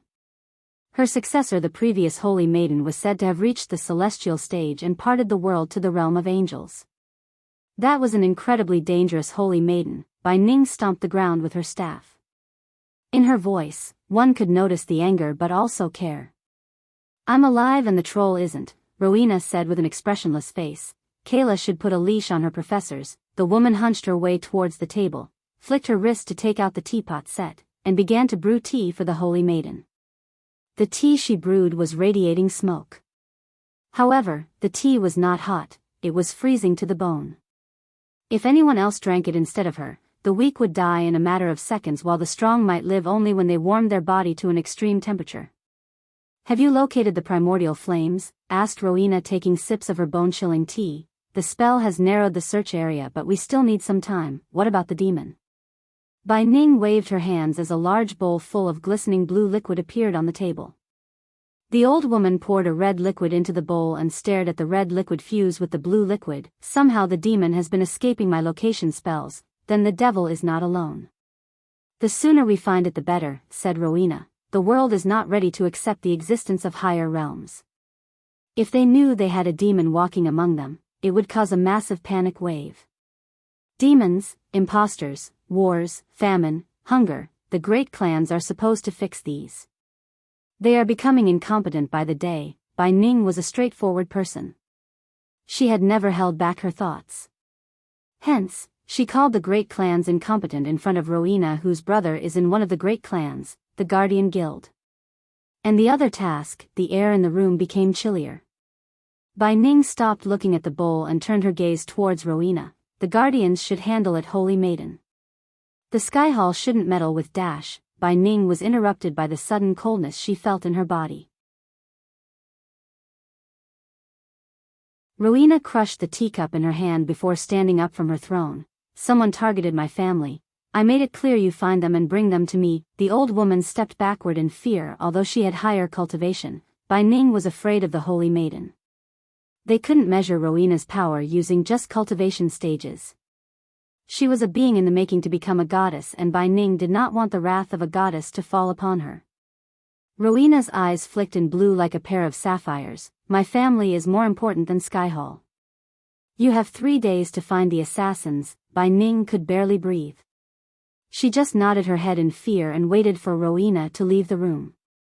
The elders need to know this. After Rowena left the room, Bai Ning mumbled under her breath. Meanwhile, Gaia and Gilrine were standing in a cozy room. The room had a large fireplace, windows overlooking the training grounds and the battle arena, and a sparse stone-floored bedroom behind a concealed door. Headmistress Kayla was staring at both of them. Her eyes were like daggers cutting through Gaia and Gilrine. A mountain troll? What were you thinking, Gilrine? Gilrine was shivering. He was swallowing a mouthful of saliva in nervousness. And you, Professor Steinmeier, Kayla turned her focus onto Gaia. You should have been more careful. How the hell would I know this crazy brat was raising a bloody mountain troll in the Black Forest? Mythic, Gilrine mumbled under his breath. His eyes were still teary due to the loss of his beloved mountain troll. Kayla sighed. Explain yourself, Gilrine. Why were you keeping a mountain troll in the Black Forest? Gilrine looked awkward as he looked between Kayla and Gaia. Professor Steinmeier, seeing Gilrine hesitating to explain himself in front of Gaia, Headmistress Kayla realized that he must be keeping the mountain troll for a reason. Hence, Kayla first wanted to deal with Gaia and sent her away. I am not going to tell you how to conduct your classes, but please be more vigilant. Lives could have been lost today. I'll be more careful. Professor Kayla. Gaia nodded as she did not want to argue with Kayla when she was a frickin' imposter. Gaia turned back, showing her back to Kayla. Is that a peanut stuck in your beard? Asked Gaia. Before Gilrine could put his hands into his beard, Gaia helped him. Geesh, Gilrine awkwardly tried to smile after she helped remove the peanut. Little did he know that Gaia was not removing any peanuts but putting a spider into his bushy beard. It was indeed risky, but she took the risk to know why Gilrine was keeping a mountain troll in the Black Forest. Since a lousy-mouthed man like Gilrine was keeping it a secret, she knew whatever the reason he was keeping a mountain troll, it must be something very important. Oh, Professor Steinmeier, Gaia felt a chill running through her spine. Her heart almost jumped out of her chest cavity when she heard Kayla calling just after she placed a spider into Gilrine's beard to spy on them. Yes, Professor Kayla. She turned back again, controlling any signs of nervousness from showing up on her face. You are on detention duty today. If anyone received detention, take them to the Black Forest and make them harvest Blackfoot mushrooms. Just do me a favor, don't let the students go past the Red Oaks. Human, get yourself a detention. After leaving Headmistress Kayla's room, she contacted Michael through the earpiece. In the girls' dormitory of Warrior House, Victoria was practicing her sword skills by slashing and dashing a dummy while Edith was laying on the bed complaining, "You know, we could have died. Most of us who are taking the combat class aren't warriors. We want to learn about defending ourselves, not how to get yourself killed." Edith was pretty shaken up by the mountain troll. They were one of the few students who saw the mountain troll too close and barely escaped. We have to complain about Professor Steinmeier to someone. You're just overreacting, Victoria calmly said. She was right. You can't learn combat by reading books. If we can't survive a mountain troll, we don't deserve to be here. Think about it, the next time when you're being chased by a mountain troll, you would not be as scared as now. Knock. Knock. Knock. Their conversation was interrupted by someone who was knocking on the door outside. Who is there? Asked Edith with an irritated voice. Trouble, Victoria muttered.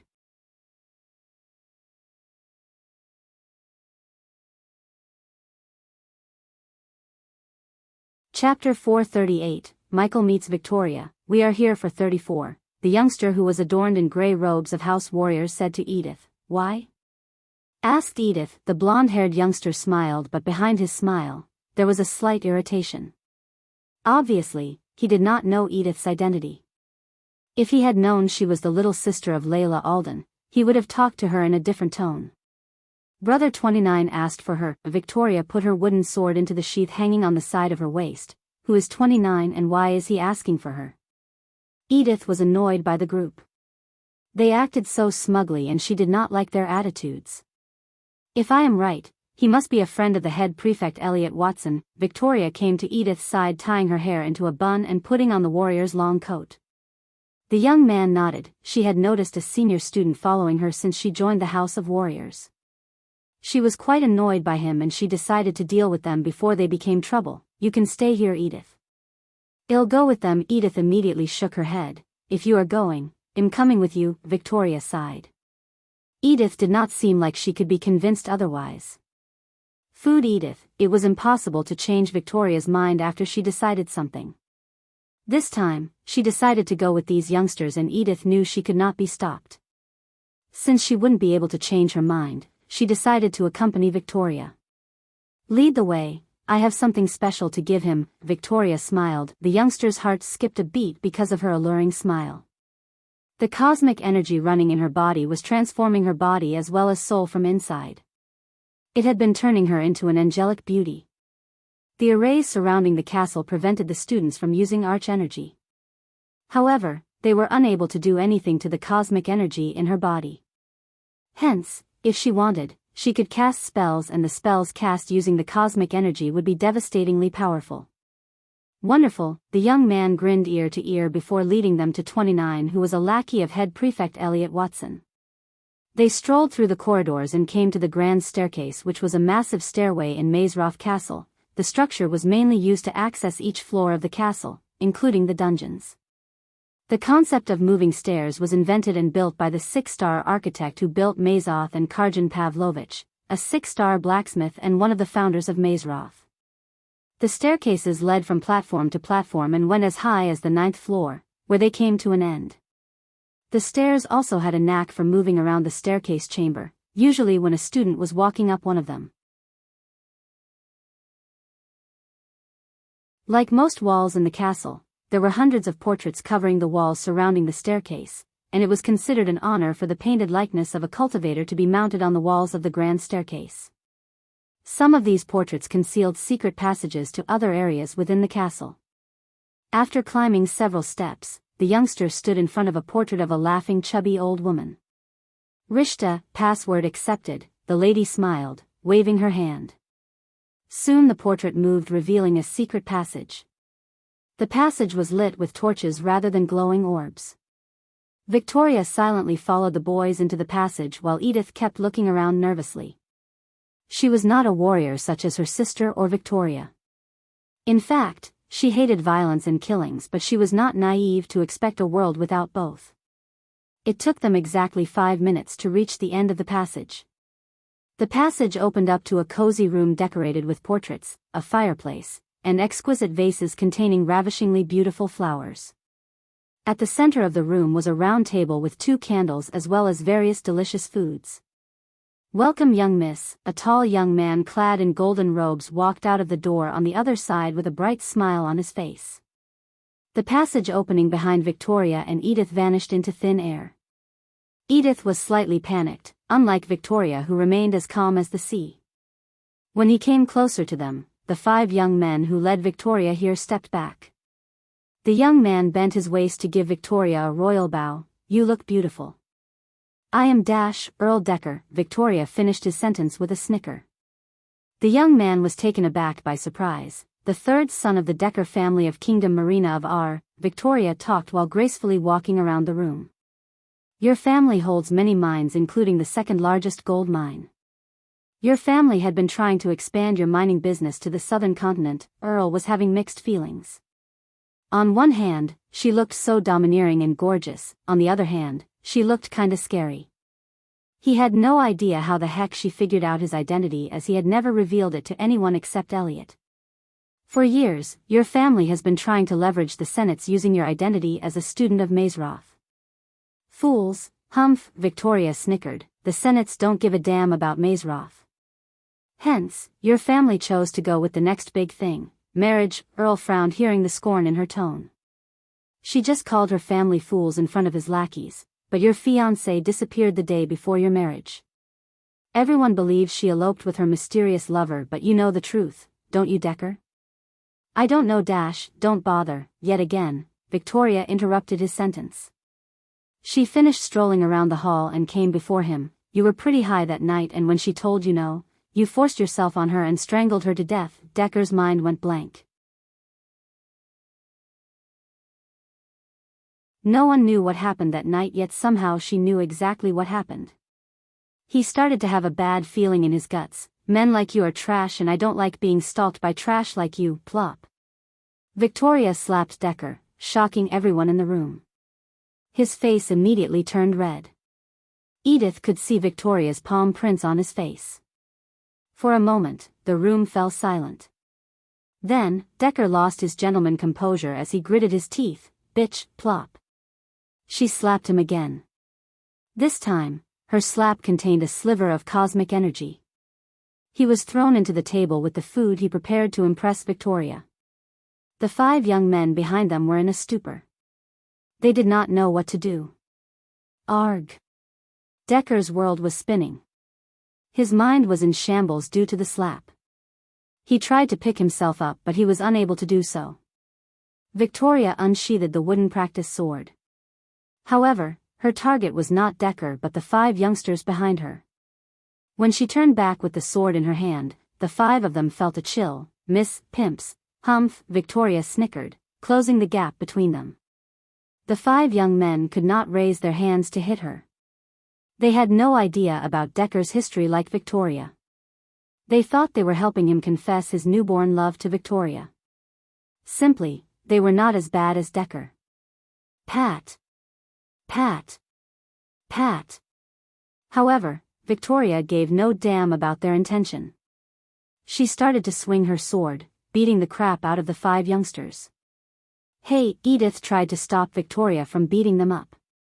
The youngster who led them here received more beatings than the rest of them. He had lost several teeth and was on the verge of losing consciousness. Watch out. Suddenly Edith noticed Decker rushing towards Victoria with a knife in his hand. Without even turning back, Victoria swung her sword back. Plap. The wooden sword hit Decker with enough force to make him stumble backward. The wooden sword almost cracked due to the force. Trash, did you think him as weak as your fiancé? Victoria put her feet on Decker's neck. She pressed his neck with her feet, squeezing the life out of him slowly. Stop. Edith cried out loud. She came running to Victoria and shook her shoulders. You're gonna kill him. We will report this to Professor Steinmeier. She will deal with them. If you killed him, we will be expelled. Edith pleaded with Victoria to knock some sense into her. I don't give a damn about this place. I am here for the. Before finishing her sentence, Victoria stomped Decker's face, knocking him out cold. Primordial flame, Edith heard Victoria. At this point, Victoria didn't know she just gave a reason for the Dark Lord to turn the Decker family against Wuxia. The next day night, Gaia was waiting on the grass field near the Black Forest border with Gilrine by her side. I am gonna give him another detention for making me wait. Gilrine scratched the back of his neck hearing her threaten the student. There, Gaia couldn't help smiling seeing Michael. Her smile however immediately froze when she saw 2 girls behind him. Who the heck are you 2? And what are you 2 doing here? Gaia asked the 2 girls. One girl seemed warm and friendly while the red-haired girl looked cold and proud. The 2 girls were none other than Victoria and Edith. Victoria's mask prevented Michael from recognizing her and she did not recognize him because of his beard and changed demeanor. Moreover, Victoria barely looked at him. For her, he was not even worth a look. We are here for the detention, Professor. For a moment, Gaia looked at them blankly. She was planning to venture into the forest with Michael to find the secret that Gilrine's mountain troll was guarding. Who gave you detention, girls? Asked Gilrine. Professor Lane, said Edith. Oh, Gilrine did not seem very surprised. Why? Asked Gaia in an annoyed tone of voice. He caught us outside our dorm after the curtain, Edith told Gaia. After coming back from Decker's little secret room, Professor Lane, the head of House Alchemists, caught the 2 girls and gave them detention for being late. Edith was grateful that he only gave them detention and did not expel them. However, Decker wasn't so lucky. He was packing his bags as they were speaking. Gilrine, can't I give them something else to do instead of bringing them with us? I don't think so, Professor Steinmeier. Professor, we won't give you any trouble, Edith said politely. We can protect ourselves, Professor, Victoria calmly said. We could use a warrior, Professor, in case we encountered a wild beast. In the corner of her eyes, She could see Michael nod. Damn it, okay, but you two must follow my orders no matter what without a question. Got it? Yes, Professor. Edith bobbed her head up and down while Victoria gave Gaia a small nod. Let's go. Finally, in the middle of the night, the five of them ventured into the Black Forest with each having a plan of their own. You're tuning in to the Carefree Valley YouTube channel. Don't forget to subscribe and join us on this journey to catch the most captivating stories.